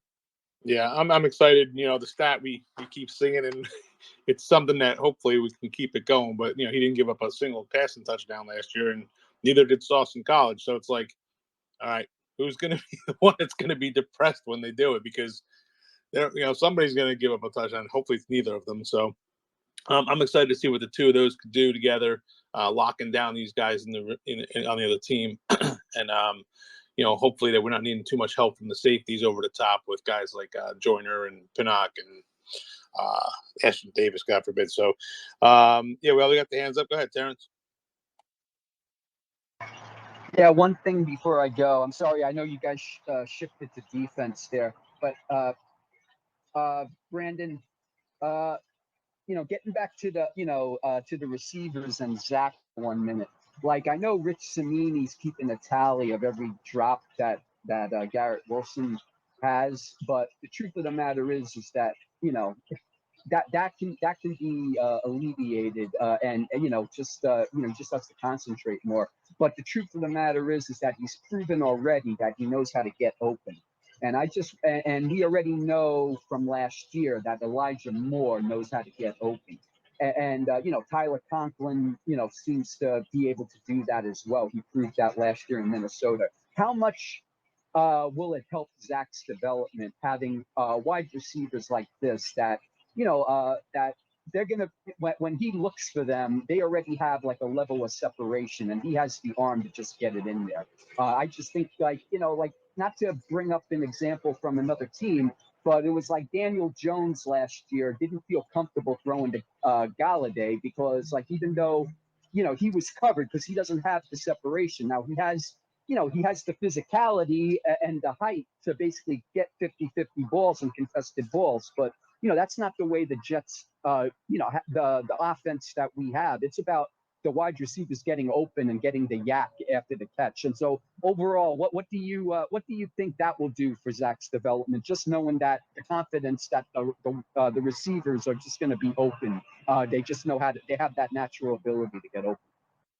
Well, for a quarterback like Wilson that has the ability to make throws at basically all 3 levels of the field, to have guys that can do that at all three levels. I mean, you have obviously the running backs underneath, tight ends over the middle, receivers over the middle. It should help Wilson because as long as he can deliver the balls on time and on target, his guys will be able to make the plays. And to your point with Garrett Wilson and the drops, I know I said this earlier. It's not a problem until it's a problem. And when I think it would be a problem is if you continue to have this throughout the regular season, because there's been countless times where you hear about receivers having drops during training camp and then they're fine during the regular season.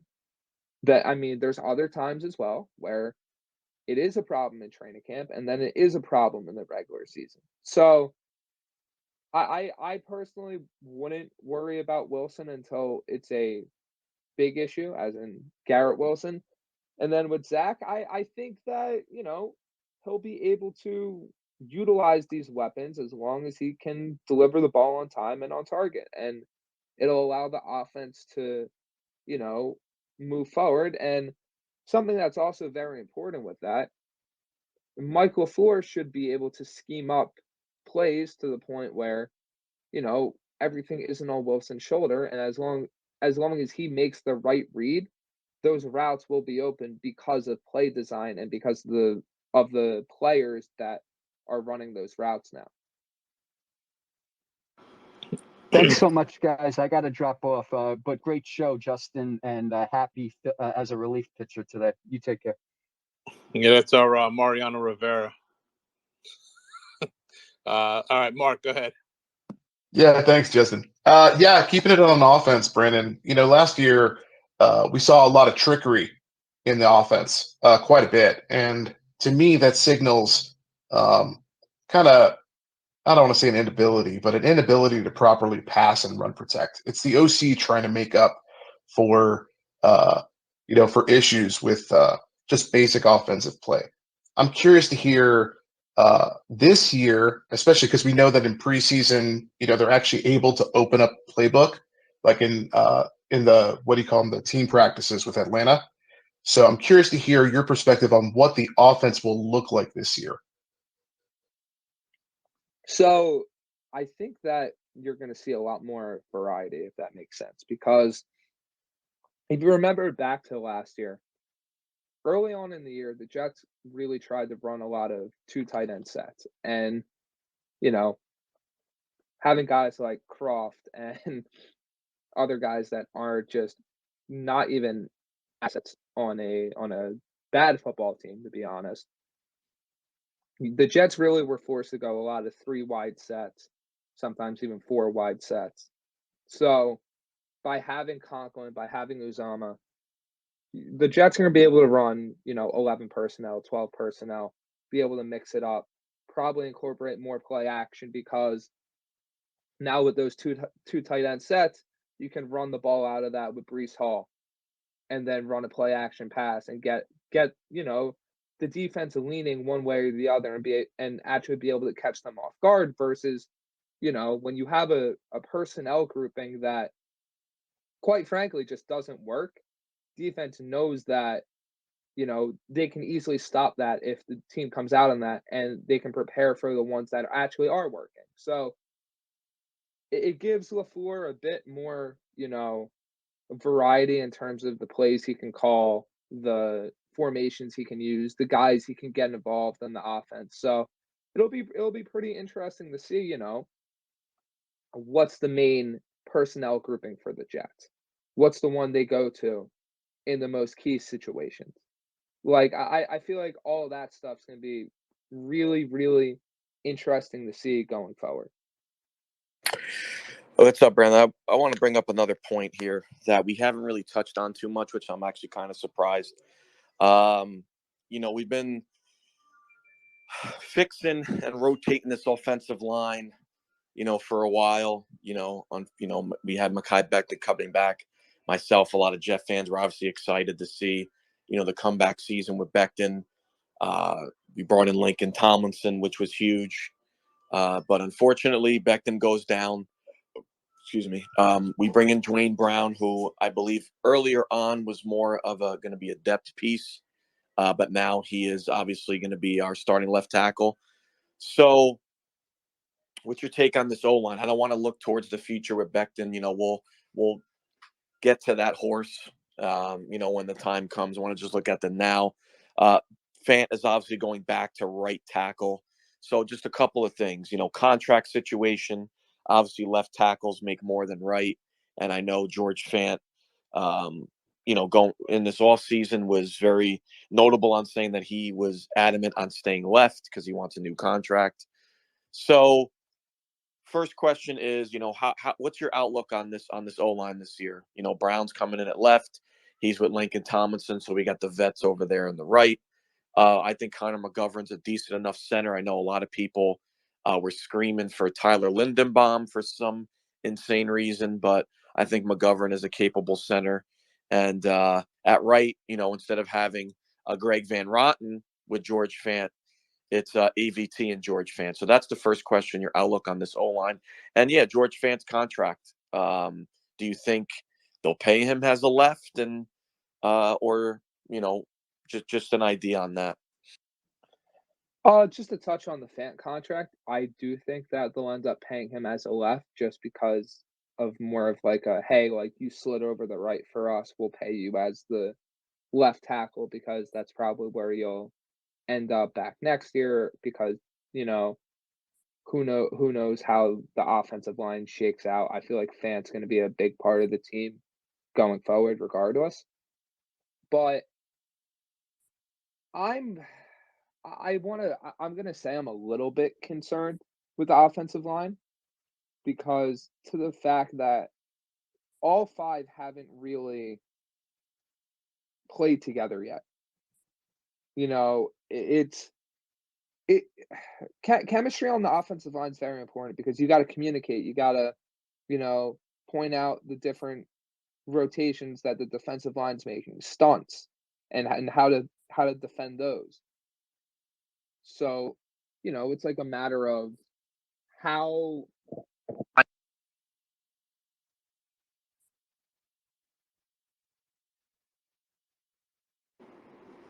We lose somebody?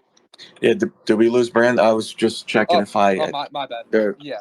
You're back. Yep. Yeah. So like to that point, I feel like having Flacco in there with a offensive line that's still, meshing together and, learning like, okay, this is what this guy does, this is what that guy does. It could be better to have the veteran in there when the O-line's still figuring things out. That way, when Zach does come back, the O-line's more of a together unit and they're not working the kinks out. So I would say I'm a little bit concerned because, they haven't even played practice. They haven't played a snap together. They haven't practiced together. Dwayne Brown hasn't even taken a rep in team drills yet. So I obviously you hope that they figure things out and that they start to mesh together. And, with the talent Brown has, you would assume that would happen sooner rather than later. But, it's just a matter of when does that happen? And if that doesn't happen right off the bat, how does that impact the team as a whole? And then before we get to Mark, there's another player that not a lot of us really talk about, and I really love the draft pick, and that was Jeremy Ruckert. I think this kid's going to be a stud at some point. I know we got Uzama and Conklin. We signed them for 3 years, but my thing with Ruckert, and I want to get your opinion on it as well, I would like to see them, kind of use him maybe as a Kyle Juszczyk in this offense. He could run block. He could definitely pass catch. We've seen it at Ohio State. What's your outlook on Jeremy Ruckert this season? I know some people are like, well, I don't know if he'll get a lot of snaps, but I don't know. I think we could open up the playbook a little bit and use Ruckert a lot. What do you think? I think not only as I think just looking at, his role as a tight end, he's coming into the NFL already having a good pass blocking or run blocking foundation. Like he's already a good run blocker. So I think just that tight end alone, he's going to get snaps as a run blocker. And I think I mentioned this earlier. If you're able to use Ruckert as that use check type in the H-back position, that could free up a roster spot in terms of maybe you keep a guy like Cager now because now you don't have Wesco. Now you don't have Baldwin because Ruckert is filling that role. So by having Ruckert do that type of stuff, you're now, like you said, opening up the offense to do different things, to have different players, to have different types of ways to attack a defense. Yeah, I'm very high on Ruckert, and I think that I 100% agree with you that they should definitely use him in that type of play calling this season. Go ahead, Mark. Yeah, thanks, Happy. Yeah, I love the Rucker conversation, man. This idea of I love H-back and trying to get him involved, but I think they drafted him as a potential TE1 eventually, and now he's going to develop into that role because he's a true dual threat tight end. Like, I love that pick. So comment, I was listening to one of the benefits of having Joe Flacco in for at least a little bit is that now the media is actually asking him questions. And I'm always curious to hear what a veteran quarterback thinks of the talent on the roster. And something that he said in the last press conference kind of raised my eyebrows. I'm curious to get your opinion on it. He mentioned that what the Jets are doing with Garrett Wilson and Elijah Moore is really they've got guys that are smaller but are quicker and can get open like that. Their elusiveness is part of how the Jets are running it this year, as opposed to these like solid, big body, tall receivers where it's clear they can win in one-on-one contested catches. And it's like, Garrett Wilson could do it with his athleticism, but, we were hoping that Mims could be that guy or that some other tall receiver really could be that one-on-one in the red zone threat. I'm curious to hear from you, Brandon. Do you think the Jets will try to look for somebody like that's a tall guy, or will they roll out with the current receiving core? I think that, like we've mentioned, like there's some guys on the roster that could potentially fill that role. Irvin Charles is tall at 6'4", obviously. You do have Corey Davis, who, if he turns into that jump ball threat, he can fill that type of void. You also have Cager, who can slide between tight end, wide receiver if you needed him to. He's 6'5", but, like, I think it's more so the Jets playing into like the type of game that the NFL is becoming, more of a game in space game where guys got to use their elusiveness and speed to get open, and using like a type of just getting the ball to the playmakers and letting things happen. And I think that's what Elijah Moore and Garrett Wilson are. Garrett Wilson obviously has the ability to go up and over the rim, quote unquote, to make those contested catches. And I think it's good to have that variety with your receivers. Elijah Moore is the do everything, but he's more on the shorter side. Wilson is a bit on the more taller side than Wilson, but he's also not as tall, but he plays bigger than his size. Corey Davis is that tall type receiver, the big body type receiver, but he can still move all over the formation. You have your tight ends, and let's not discount the passing game. You also have like Carter and Breece Hall, who each bring their own bit of talent to the table. So it's like, that receiver position, I don't think they're going to be looking for, a huge addition that's like 6'5", 6'4", that is that another jump ball threat. But, if they do need that, they could look internally before they start searching for somebody else. Brandon, I want to jump in really quick. There was one, we always get those surprise cuts, right? Rashard Davis, I thought we were going to potentially give this kid a chance. When I was at training camp, he, made some pretty good catches. So, is it because the receiver room is just, so large? We got a lot of guys pretty much just didn't make the cut. That was a little bit, his cut was a little bit surprising, but, I know they brought him in from the USFL. So, just a quick thought on that. Yeah, so Rashard Davis, he looked good in the time that the Jets had him, but you have a lot of receiver depth. I mean, we've spoke about it today. You know, Calvin Jackson, Irvin Charles. I mean, you could even extrapolate it to like Tariq Black. You still have Denzel Mims on this roster. Like, even if Davis looked good, which he did in his short time here, there wasn't really a guy he was going to supplant right away to stay on this roster. And I feel like he was more of a victim of, you know, the fact that receivers won the deeper positions on this team more so than the fact that he wasn't talented enough to stick.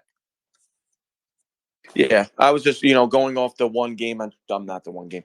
The one training camp I went to, it was cool to see, again, someone just kind of come out of nowhere. You love to see these kind of stories. That's why I'm so high on Jonathan Knight. I would like to, really cool undrafted story. He makes the team and he contributes well. So I'm pulling for the kid. And I agree. You said it earlier. I do hope he gets a lot of playing time tonight. Yeah, I'm excited for it all.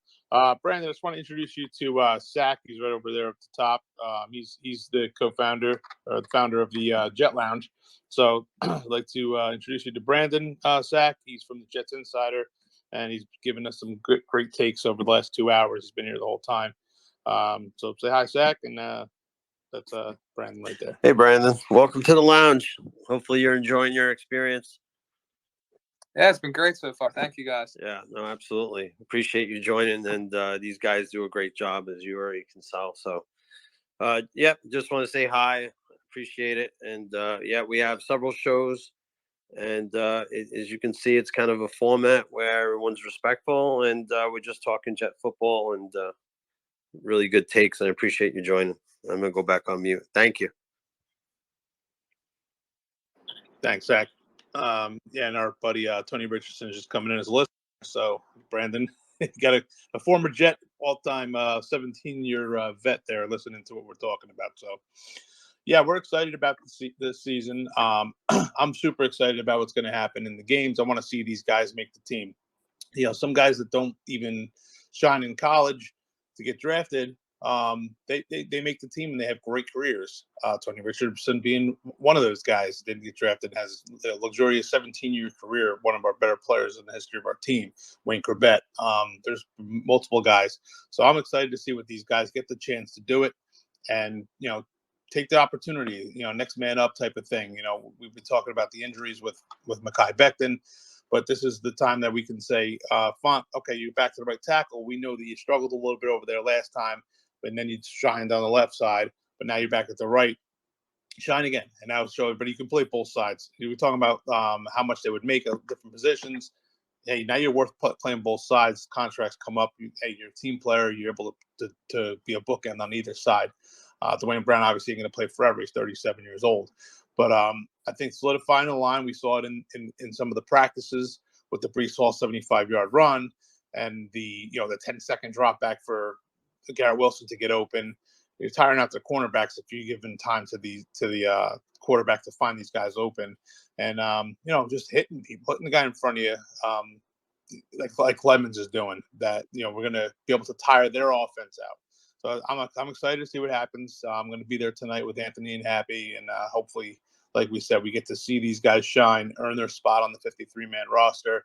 And these are tough cuts because you're looking at guys on the bubble that you're like, wow, they would be a big piece on another team. Like we said, Lawrence Cager is showing out. Kenny Yeboah is having a great camp so far. Who else? Calvin Jackson, Irvin Charles, Tariq Black. We're talking about the wide receivers. Zonovan Knight with Tevin Coleman. Ty Johnson. These guys are good players that are on the cusp of not making the team. I think we're at what? Let's see, 85 guys. And, we have 5 more cuts coming on the 24th and the remaining 27 on August 31st. That's a lot of guys to not make this team. So you're going through the whole roster saying, who do we want to not play on this team? A guy that just got cut was defensive back Luke Barco. One of the first guys to get cut. And when I was at the camp last week, this guy was locking people down and making superb interceptions. And I'm like, this guy's got a chance. And he was like the first guy to get cut. So we have some pretty deep pieces. Do we keep Strevler on the team and get traded Mike White? how much of this is talk these people up to get their trade value up? Say, no, they're doing so great. They're one of the better players. I mean, we have guys like Brandyn that are there. Sack was there. Guys from the lounge and other fans to see up close and personal themselves. So I don't want to keep rambling on, but Mark, you got your hand up. Go ahead. Yeah, thanks, Justin. Brandon, I'm curious, how many quarterbacks do you think the Jets hold going into the regular season? Because, I mean, you got, with Wilson going down with injury, now, do you think they hold 3 or 2?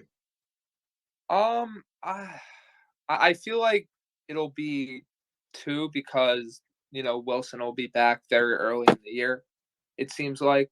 And then I feel like Streveler will kind of be that guy they try to get onto the practice squad. Although, if he goes out tonight and has another good game, it might be very hard for them to do that.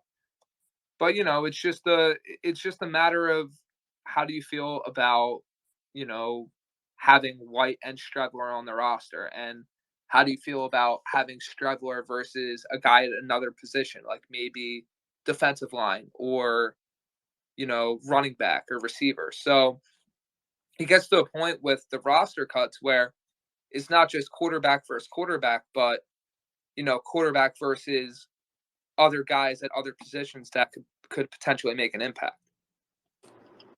Yeah, I mean, me personally, I see Streveler getting cut. Hopefully we can keep him on the practice squad, but I wouldn't be surprised if Mike White gets sent down to the practice squad when Wilson comes back. But with him being absent, I think there's zero doubt he'll make the opening day roster. So Streveler should get the start today. Forget Mike White. Put in Streveler. Let Streveler get the start. Let him get some reps. I agree. We know what Mike White is. And I think that these games right now, we see what we have. Like I said, it's 85 people. You're looking at what? That's 28 guys that got to get cut on this team. I don't think we're carrying 4 quarterbacks. So one of those guys got to get cut.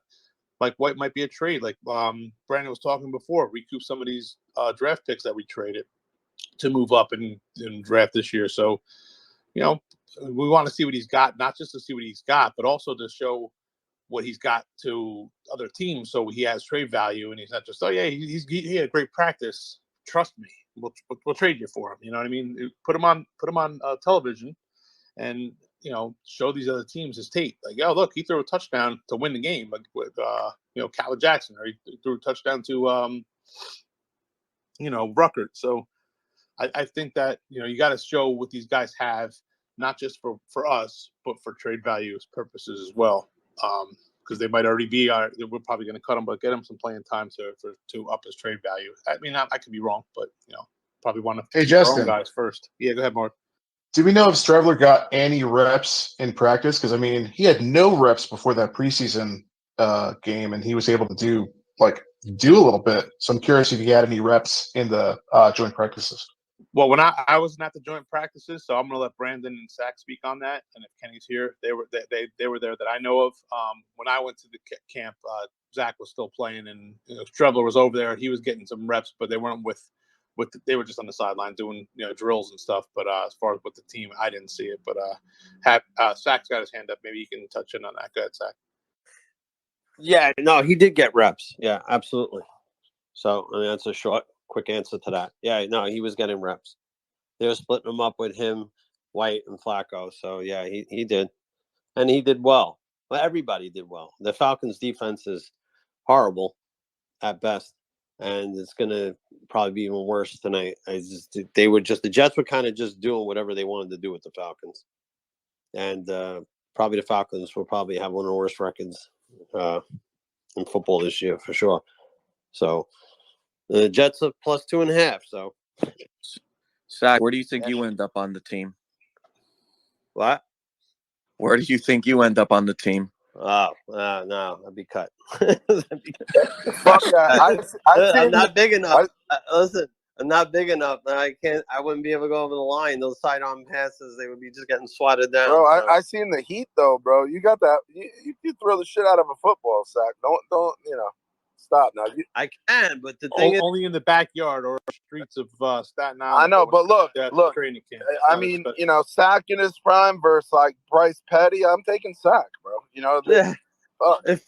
if I was 6 inches taller, I would definitely all day definitely be up there. But when you stop growing at a certain point, you wouldn't be able to even see over the line. It would be a disaster. I try to explain that to maybe, women all the time, but all the girls, they don't get it. Or maybe Atlanta will pick you up, Zach. They might need some help at quarterback. I don't know. But yeah, listen, the Falcons, it's funny. We were talking to Garrett Wilson and he was joking and he was talking about his quarterback, about CJ Stroud or whatever. And he said, Stroud, he said something to the fact like, I was like, yeah, I mean, he's definitely going #1. He's like, yeah, he should. And he goes, probably to this team. And he pointed to the Falcons. And we started laughing. They're going to be really bad. Maybe them and the Seahawks.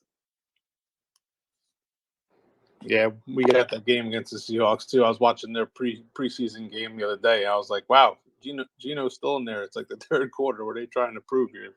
I guess to see if he's got it still. But yeah, so had some good speaking so far from Brandyn. He's got a lot of good insight from the camps he's been.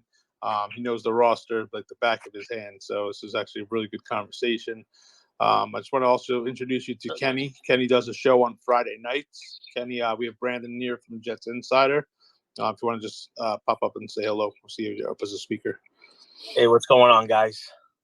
Yeah, just got Morning, a few minutes. Just got a few minutes between running around.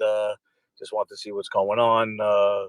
Appreciate any guests that we come in. They always give great insight. The more the merrier. So yeah. I agree with Zach. I was out with Zach on practice on Saturday, and all the quarterbacks got reps, pretty much evenly distributed, from what I've seen. Between the second and third string, the reps were evenly distributed, and like you were saying, Justin, White could have some trade value.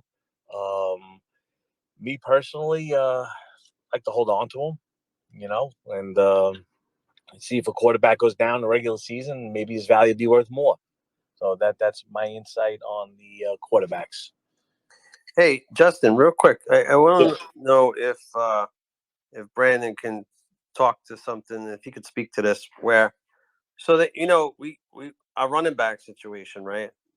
I wouldn't mind, and some other gentleman, I don't want to steal his thunder. He said it yesterday on the lounge last night on our show, where the kid Knight is flashing, and he's worried that this guy is going to get picked off, cut, or picked off our practice squad, and not make it to the practice squad, obviously, and get taken before he even gets there. Right? He has to go through waivers to get to the practice squad. This kid Knight's got something, so I wouldn't mind to see P. Ryan and Ty Johnson gone, and have this kid Knight as the fourth running back.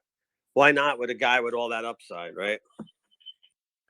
I mean, yeah, absolutely. I mean, I feel like Knight has 100% shown more than Johnson and P. Ryan. It's just a matter of, does the Jets coaching staff and all that value Knight over those type of guys, because those type of guys have been here and have done that.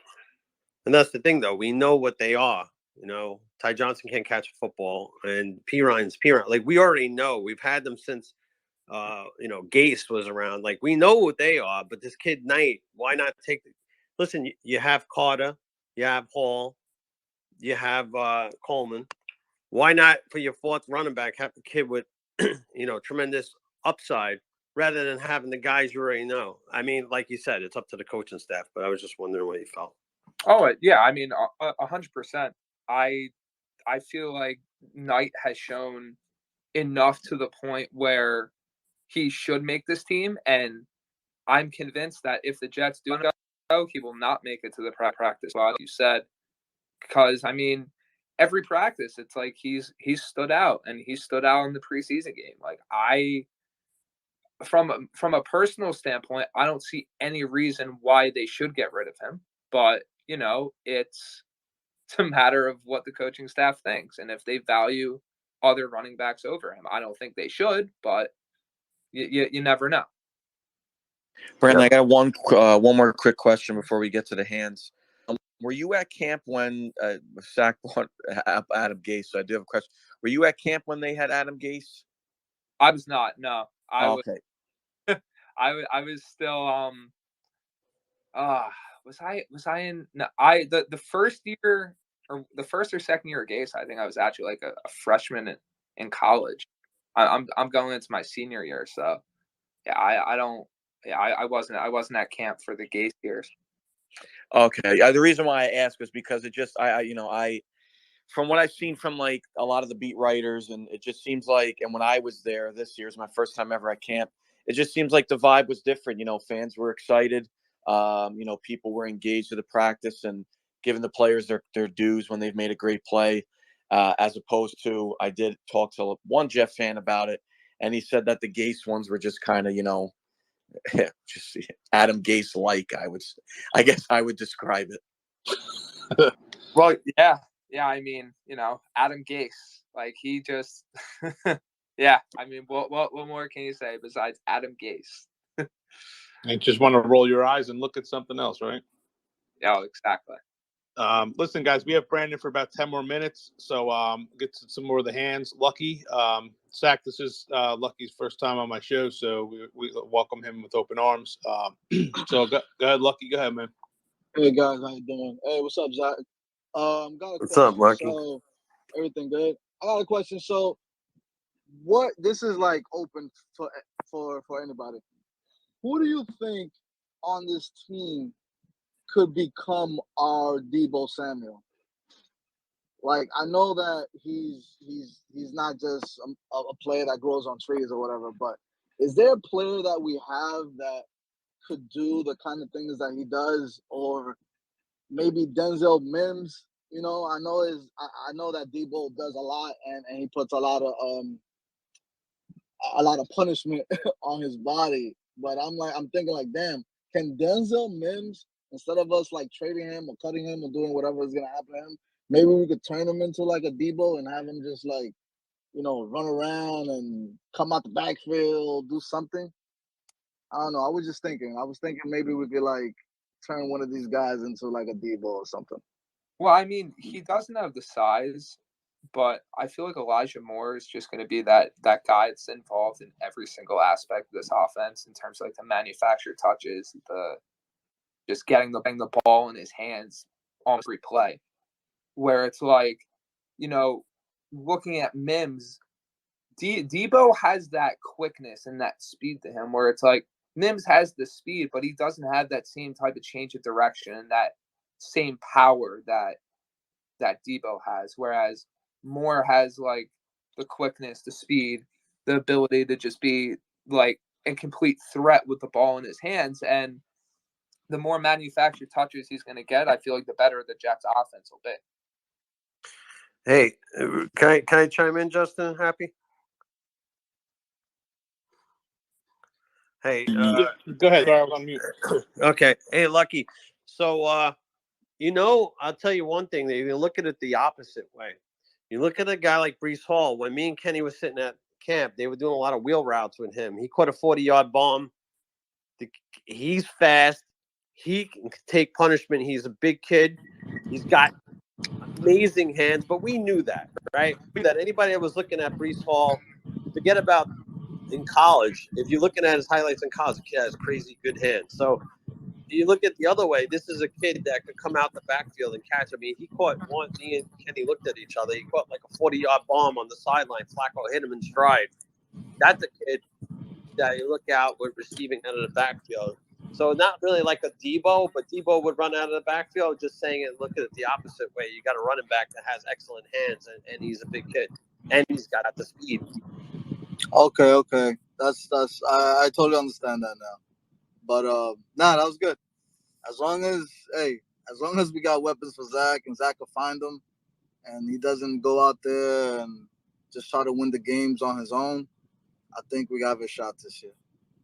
Yeah, I think Mark mentioned something before about the two plays that, the overthrow to Garrett and then the interception to Corey, but he failed to mention the first down to Conklin in the middle. Like, Conklin's going to be that guy for him. So those small dump off plays is what he's got to shine. Those little, what do you call it? Screens to the outside, missing 5-yard passes. Those are the ones he's got to clean up and let the line and these playmakers put the ball in their hands. And that's where they're going to shine. We saw it with it was the Patriots game when Elijah Moore came around on a jet sweep and it just looked like so easy for him. Like, those are the kind of plays Berrios, he scored 2 touchdowns on those kind of plays against the Bucs. Like, those are the plays that the floor is drawing up from upstairs that it's just like, okay, this is the kind of play call that I think we can utilize these guys' talents. And Justin, sometimes really Zach Wilson, he feels like he needs to do something more, right? To lift the team up. It's kind of like what Salah said, we're not what the team's gonna lift you up and whatnot. But it's true. Sometimes you just need to be a facilitator of the ball, right? As long as he's facilitating the ball and getting it into the right hands, let these kids make these plays for him. You throw a 4-yard out to Breece Hall, let the kid, or throw Garrett Wilson in space, a short throw, a small out to the side. Just maybe that's all he really needs to do. The thing that drives me crazy about Zach, and I love Zach, the problem is that it's those 3-yard throws, 4-yard throws where he's throwing people over the head and whatnot. And some people say it's the yips, it's nervousness. So then once we got the preseason rolling, the first thing he does is throw over Garrett Wilson's head, and right there, every single fan's thinking like, "Oh, here we go again." And then what does he follow that up with? He stares down a receiver, he stares him down, and the linebacker jumps the route and for a pickoff. This is that's the problem. Then he gets hurt. So yeah, everybody sees that, Justin, right? And they see it, and they're seeing the same mistakes. And yes, it's only preseason. It's the first freaking 5 minutes of the game, but that's all the sample size that we got. So you can't fault the fans in a way. No, I'm not faulting the fans. We have PTSD, man. We've seen Darnold not correcting his faults with his footwork and throwing in the triple coverage. I'm like, is he ever going to change? So we start thinking, oh man, this kid's not going to be able to adapt to his faults, relying on his arm strength instead of turning his hips and just hitting a little dump off pass and just throwing off his back foot and saying, I could throw it 65 yards doing this, So 1,000%. I totally agree with you. But listen, we only got Brandon for 3 or 4 more minutes, so Patty, go ahead and make it quick, and then we'll get to Joey and then let Brandon go. Go ahead, Patty.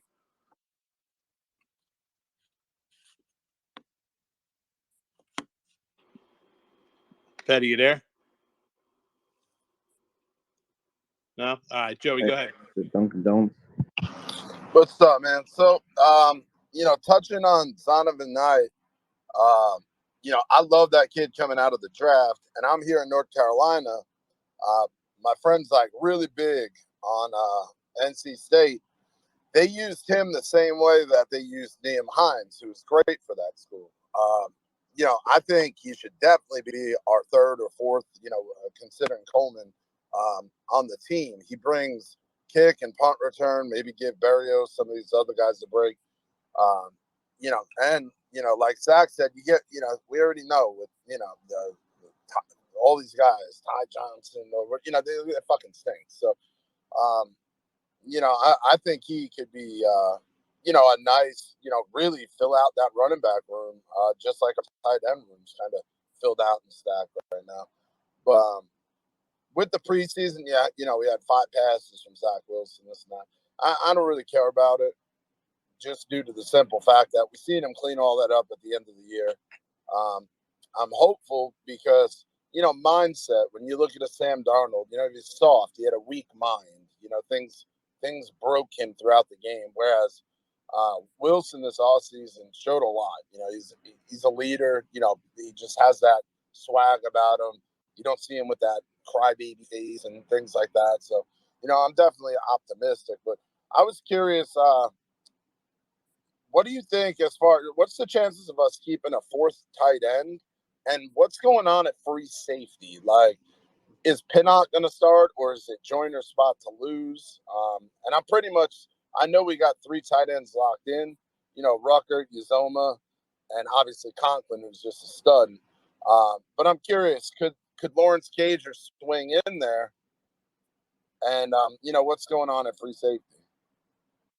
I'm personally my bang the table, I want this guy on the roster is probably either Charles or Cager, but specifically with Cager, I feel like his versatility is something that would be really nice for the team to have as a depth option, because in a pinch you could probably throw him out at wide receiver. you're not asking him to do everything to the point where it's like, we need you to be like our top guy, but, you know, have a guy that size, that his athletic ability, be able to slide out to receiver when needed, and then be that extra like receiving tight end, whereas you can put Ruckert in more blocking situations. I feel like those two could be a really nice combination with that. And then, you know, free safety. I mean, I wish I could give a better read on it, but, you know, Joyner hasn't really done much. Like he's been out, and he's just getting back up to speed. I personally like what Pinnock's done so far, but I'm not gonna lie, it hasn't been anything special. But we're gonna see over this next week or so, like, how that actually shakes out. Thank you, bro. I appreciate that. That's kind of the stuff that, you know, not being at the camp and seeing the tweets, you know, nobody's, you know, really brought up the free safety position. I know Will Parks is doing good, but him and Bryce Hall looked like shit in that preseason game. There's just a lot of confusion. So, yeah, I like Pinnock, man. I think he's raw as a corner, but I think Salah could turn him into quite a project. You know, I think if he can, you know, we're pretty set there then as far as defensive backs go. But right now, that's definitely a question mark for me. So I appreciate your answer. Yeah, thanks, Joe. Appreciate the question for Brandon. Brandon said he's going to leave at 11, so we're at 11 o'clock now. So I just wanted to be the first one from the lounge to thank you for accepting my invite and coming on here. Thank you for going to all the camps and providing us some insight and talking to the fans today. Appreciate it, and you're always welcome in here whenever you want to pop in. We're on. We have multiple shows. I'll send you the schedule, and if anybody else on here doesn't know the schedule, it's on our website. So, Brandon, thank you so much, and hopefully we can do this again. Yeah, appreciate you guys. Yeah, definitely want to do this again. So, yeah, I appreciate it a lot. And if anybody isn't following Brandon, just click on his picture right there with his beautiful blue tie and give him a follow. And he's going to be doing good things with Jets Insider, so give him a follow. Yeah, and Brandon, just be careful. There's someone who's part of the lounge. He's not here. He's in Disney right now. He's a big advocate for Subway. So normally what he does is he likes to meet a lot of the beat writers and take him to Subway. So I'm just trying to get you to dodge a bullet. All right. All right. Sounds good. Thanks again, Brandon. You have a great day, bro. You too, guys. See ya. Man. That was cool, guys. Try to bring you guys, the fans, to talk to some people who were at the camps, at the all the events, and talking to the team, closer than we even get to. So we try to do everything we can to reach out to people. And actually, what happened was it was his dad who reached out to us and said, "Hey, my son's an intern, and he's working with the Jets Insider. So if you know somebody who wants to come on the lounge and talk to you guys and give some information and talk it up, shoot us a DM, man. We'll get them on." So appreciate it. But yeah, so I don't know if Happy you want to continue the show. You guys want to keep chatting it up? What do you guys want to talk about? Get up here and be speakers, and let's keep the show going. I mean, we could touch on preseason. Really, we could talk about the game. We could talk about the game tonight, real quick. I know we got a few minutes to go, but yeah, I mean, based on ticket prices right now, I don't know if it's because of the weather. I mean, we could play that in there, but I don't know if Salah is going to roll guys out tonight. I think we're going to see. Some of the guys that are like fighting for a roster spot, aka Denzel Mims, Calvin Jackson, a lot of those guys. I don't think we play the starters. I think, I think, I know it's against the Giants next week. If anything, have them roll out for a couple series and kind of go from there. But tonight with the rain, I agree with you, Justin. I heard you talking about it before.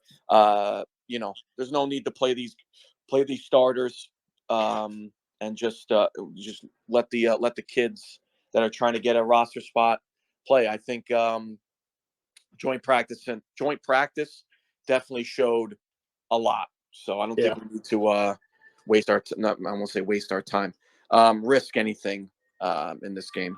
Yeah, I agree with that 100%. So we got some people who haven't spoken yet today. So let's get over to Mr. S, and then we'll go to Michael Elias. So go ahead, Mr. S. Good morning and welcome to Jet Lounge. Hey, good morning, guys. How you guys doing? Hey, I think Happy answered one of my questions just now about who should play tonight and who shouldn't play tonight. I think it is good that the some of the backup guys, the twos and threes, get their reps in to see who can come in and make this final roster spot. One thing I wanted to touch on, ask you guys, your opinion personally is like I know going into like say I know we coming down to Corey Davis is his contract ends next year. You got one season left with us. What you guys think about if we was to get Calvin Ridley if he comes back into the league after a year to be on the in this system? Go ahead, Happy. You could answer that one. Well, it was interesting. I mean, it was interesting. In the offseason, the Jets obviously were in the market for a wide receiver. Calvin Ridley was one of those guys, but I think the Eagles were too. But obviously, you saw that. I think the Falcons knew ahead of time that this was coming, so they didn't pull the trigger on the Ridley trade. So, I mean, it's interesting.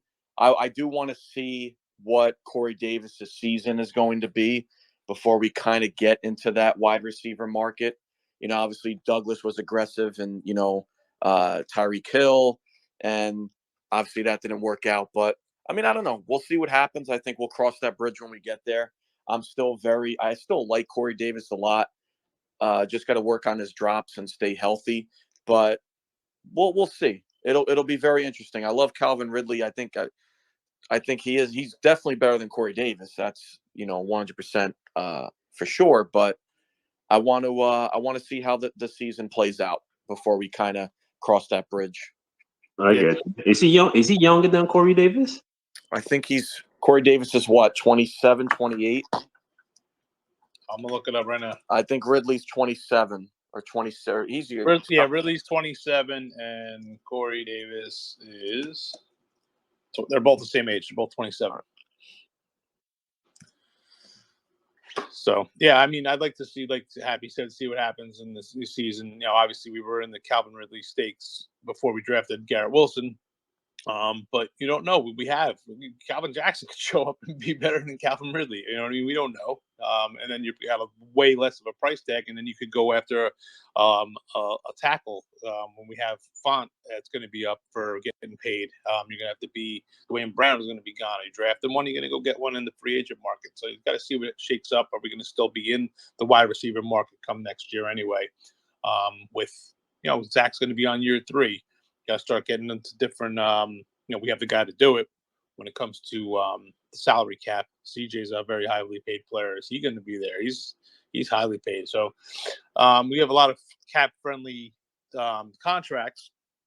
The way they structured even Dwayne Brown's, but $22 million guy. So it's going to be a lot of money too situation. So, but that's a great question because how we are with the Jets. Jets fans come off season. It's like every player who's available. It's like, oh, they should be on the Jets. And then we blow up their Twitter, and it's like I don't even know these other teams have fans. When you look at them, like Quan Alexander, it was like, oh my God, how many Jet fans are in this guy's tweets and posts? And it's like 4 or 5 Saints fans, and then 1,000 Jets fans. It's like we are so hungry to get any player who's available to help us win. So, but Calvin Ridley was definitely in the talks, and I just put a bet on it. All right. Sorry about that. It was a dad joke. All right, Michael Elias, go ahead. Hey, Justin. Hey, everybody. I guess I'm kind of in the weeds with who are we keeping and who are we cutting. I think the most interesting thing, of course, is the wide receiver room as well as the running back room. But I kind of want to speak about the running back room right now because I don't know if you guys already talked about this already, but why not keep Bam Knight and get rid of Coleman? So our 3 running backs would be Carter, Hall, and Bam, which I think would be great. We'd have youth there. They all bring different versatility. Of course, Hall has a breakaway speed and home run ability.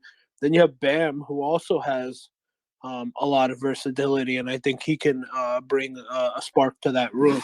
And of course, Carter is a great back. We saw him last year, and quite frankly, I was shocked when we drafted another running back because I thought he did pretty well.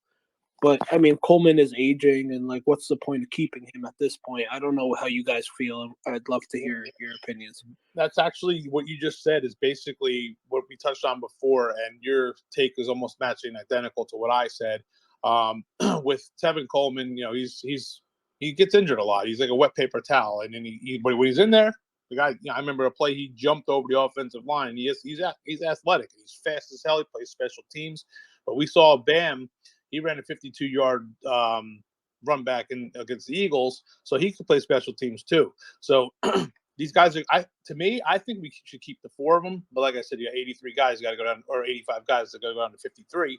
So you got to make your cuts when you can. I like Bam Knight. I like him on the team. And especially, like I said, when you're talking money and you're talking rebuild, why not get an undrafted free agent rather than a veteran who might not get playing time anyway? So now you're paying this guy all this money, and he's barely going to play anyway. So you're looking from a money standpoint too. But having a veteran leadership in a room for young guys like that is also key. So, but I see, why make Berrios be the guy every time? But guys like Zonovan Knight out there, guys like Tevin Coleman out there. Special teams is a big part of the game. You shorten the field for Zach. He's going to put up 3 points. He's not fighting to get a field goal at the end of the game and have to put the pressure on the kid to go 70 yards into field goal range. So special teams is big. So I like Bam Knight, and I think you keep him. And like Sack was saying before, what happens when you put him to the practice squad? He's got to go through waivers. He's going to be picked up. The guy scored touchdowns in preseason. He's going to get picked up. It's like a Danny Woodhead situation. So I say keep him. That's my opinion. Happy, what do you think? Sorry, skip over me. I was doing something with work. I apologize. No problem. Enjoy your sandwich. You got that Subway. Let's see. Mark, go ahead. What do you think? And then we get the Cat. Yeah, on the running back room, just briefly, I think I like Bam Knight, and if you can roll with him, keep him for all the points that Justin made. I do think though that veteran leadership matters. Like you're always trying to strike a balance between retaining vets that can kind of bring the locker room around versus young talent. And to kind of take a step back to the Corey Davis conversation for a moment, I really think that the Jets like what they have in a leader, like on the leader side of Corey Davis and being a solid locker room guy. I also like the idea of, okay, let's say Elijah Moore or Garrett Wilson start to flash and they start drawing CB1 attention. We don't know what Corey Davis is against CB2 talent. It'll be really interesting to see how that this year. He may start to flash as well. And I also like Corey Davis being a big-bodied receiver because he could help out in the run game. So those are my thoughts on Corey Davis as opposed to Calvin Ridley. Great take. Cat, go ahead, Cat. Uncle Rico. Yeah. Good morning, everybody. Good morning.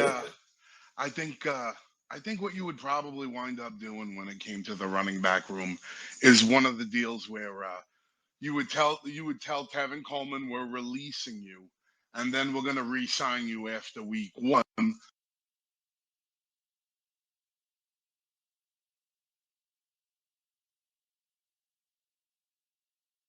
That way, the contract's not fully guaranteed. Sound like I've seen them do that in the past. I think a lot of it has to do with the contract, and they can make a handshake agreement with him. I like Tevin Coleman. I think like in the position that he's asked to play right now, with he's the third guy, he can be productive. But that's just my thoughts. Yeah, I just want the guy to be available. The last 2 years, he played 11 games with us last year, 8 with San Francisco the year before. So he had that sprained knee in beginning of 2020. And it was placed in the reserve, and then came back to the Jets. And he had 5 starts, but he only played 11 games. And he only gave us 356 yards. So I don't know. Veteran leadership to me is great to have for the state of mind, and he's familiar with the whole system. So I don't want to see us get rid of him, but I think like Cap just said, it's got to make sense for the money. I mean, he's got what? He re-signed. So last year he was on a 1-year deal for $2 million. What is he making now? I don't even know. Let me look it up. Does anybody know off the top of their head? I mean, Google's a great thing. Let's see. Tevin Coleman. But it's always going to be about money when it comes to your third running back. It's not like, if he's not a big cap hit, maybe you just keep him for special teams purposes because the guy does have breakaway speed. Yeah, I wonder how that would work out, Justin, with the where I think it's once you're on a final 53, your contract's guaranteed. But if you're not on the final 53, you'd basically be week by week check. Yeah, he's on a 1-year, $1.5 million contract, got a $250,000 signing bonus, and $650 of it's guaranteed. So it's not a bad contract, but he's a third string player. If he's going to give us 300 yards, I think Knight can give you that for way less. 350 yards. So I don't know. I like Knight on the team. Carrying 4 running backs to me, I don't think is too out of the realm. I see Ty Johnson and P. Ryan, sayonara. Don't let the door hit you with a good Lord split you. But when Ty Johnson dropped that pass last year, when it was thrown right off his helmet, I was like, "All right, this guy's got to go. We need those short passes to get the ball in playmakers' hands." I said it a million times when games like Berrios against the Bucks and Elijah Moore versus the Dolphins, games like that where you just be like, "Here, take the ball, do something." You can't have Ty Johnson dropping a 2-yard freaking dump off. I don't know. It's driving me nuts. But Petty, still got your hand up. Are you still there? Yeah, I'm here. Holy crap. What was I thinking? So I wanted to ask the rest of the group who was there during joint practices. Did Zach look exactly as sad as I thought he looked every time I saw him on a video of those of the John Deere? Because he looked really upset. Like not in the way like he was mad, but like sad that he wasn't able to be out there with the guys.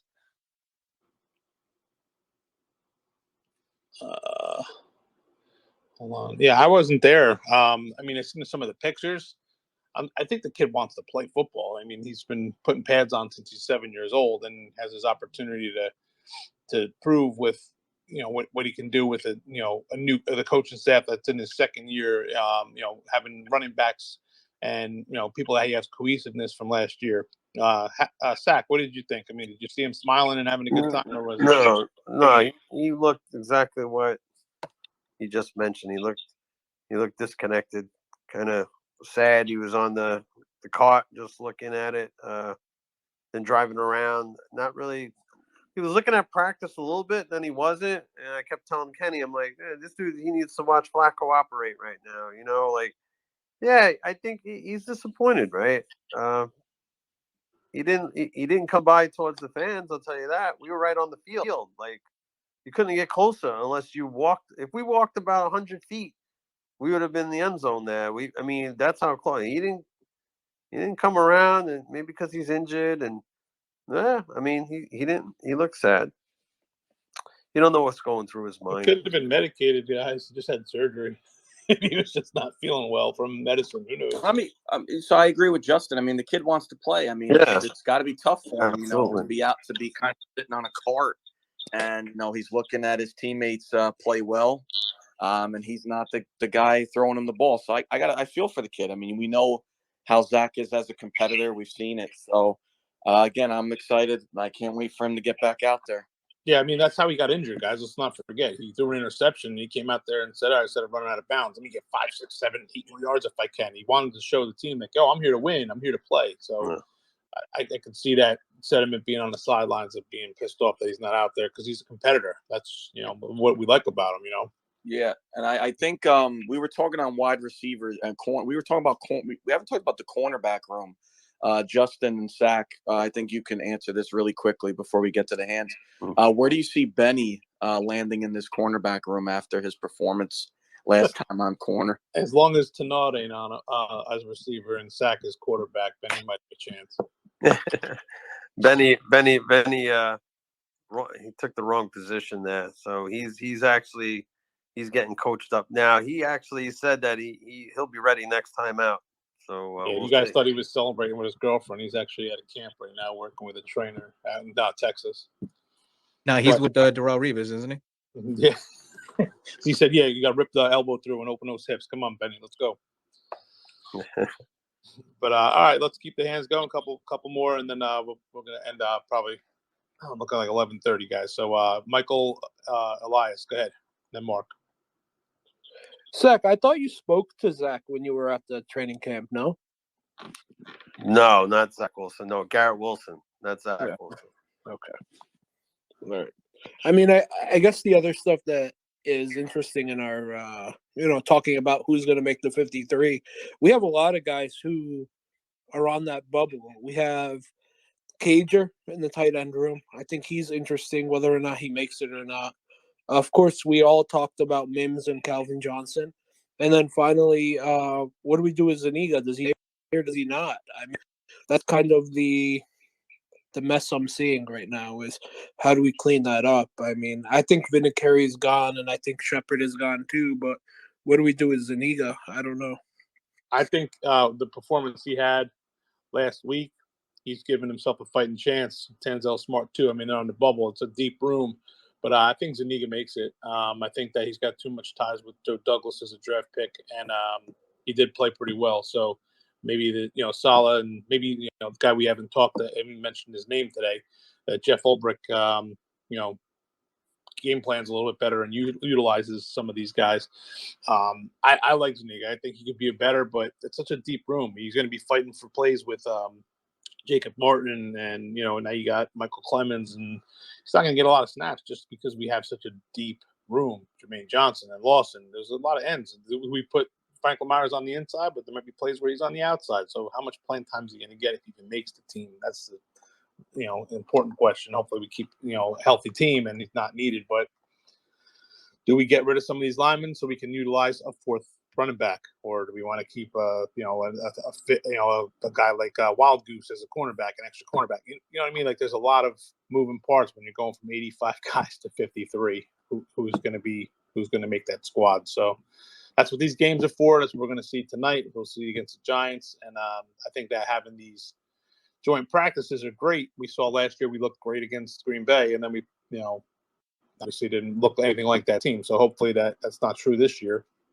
That we look great against the Falcons, and the Falcons come out as a great team, and we're even better. But keep it hopeful, guys. But all right, Mark, go ahead. Yeah, just back on running backs for a quick second. Like the more I think about it, the more I feel like Tevin Coleman might turn into a surprise cut. And I think if the Jets hadn't gotten Breece Hall with that draft pick, then Tevin Coleman would be more safe. But with Breece Hall coming along and looking like he belongs in the preseason, and then with adding Bam Knight, I just don't. And plus, it feels like across the league, running back rooms in the NFL, it's a big fight to get that position younger because these guys come out of the draft ready to go, and they don't want to pay the big contracts because there's other areas of the field, i.e. wide receiver, where that money's being spent at even the quarterback room. So just wanted to share that. Yeah, Justin, I put on the Jumbotron Bam Knight's highlights, and as I'm on here, I'm watching him as we speak, and he's a lot better than even I thought before. I mean, this guy, he doesn't go down. First contact, second contact. He's running everybody over. Anybody wants something interesting to look at, just click on the YouTube highlights up on top. Welcome to the New York Jets. It says, just watch. I mean, you guys are football fans. You're intelligent. You can tell certain things. I mean, yeah, it's a highlight reel, but dude, you got to watch it. Just watch it. It's worth your 3 minutes of watching that. Yeah, I caught a couple of his highlights right after we drafted him, because I want to see, or right after we picked him up, after he was undrafted. But yeah, I liked him. There was a guy that was from Arizona, big guy. I forget what his name is, Rashad something. I forget, but he reminded me a lot of him and running people over. But he's not even a big guy too. He's not a huge back like Breece or nothing. He's like 5'11", nothing big, but. Yeah, that's going to be big for us is the running game. The running game and tight ends, man. That's what this offense is going to be predicated around, about controlling the clock, where we can not be fighting when it's 20-0 or 17-3, and Zach's got to start throwing the ball, whipping it around. We can't be doing that. We got to control the clock. We got to give them short field. We got to get first downs, make them, get not a 2-yard gain on first down, getting 4 yards. Now it's 2nd and 4. Now they don't know if you're doing a play action, if they're really going to pass the ball, if you're going to be running the ball. And you got 3rd and short. Like, that's where we got to win games. We can't just be like, all right, 1st and 10, we're throwing the ball up, 2nd and 10. All right, now we run the ball. Now it's 3rd and 6. Like, we got to utilize our running backs and tight ends. I think that's just going to be the biggest thing that we could possibly do is offensive line work and running the ball. But with that being said, Justin, real quick, just to piggyback real quick with the running back thing. Look, guys, it's not out of the realm of possibility that every time I know Happy plays fantasy, I play fantasy, we all do that. We're looking at all these superstars that other teams have. You're gonna get your ass kicked. Well, we'll see about that. But we all wish we had someone like that on the Jets. Like, oh, how come they got Jonathan Taylor? How come these guys? You know what? It's not out of the realm of possibility that Brees Hall becomes our Jonathan Taylor or our Adrian Peterson. Just doesn't. It's not out of the realm of possibility that we just drafted maybe a guy that will be retiring his number one day. I love it. I love it. It's really not. Like, you know what? We always see superstars on all these other teams and we get jealous and I get a little envious. I'm like, oh, they got this guy. I wish we had someone like that. I think we found that guy. I really do. I think we found that guy in Brees Hall.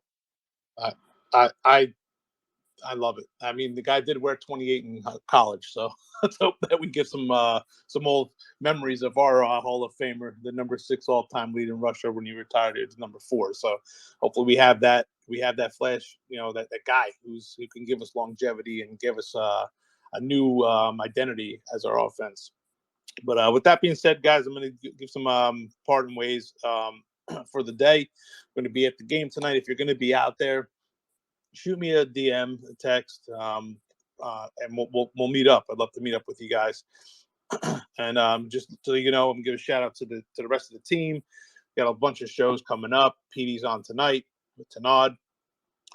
The OG shows schedule, all schedules on our website, so check them out.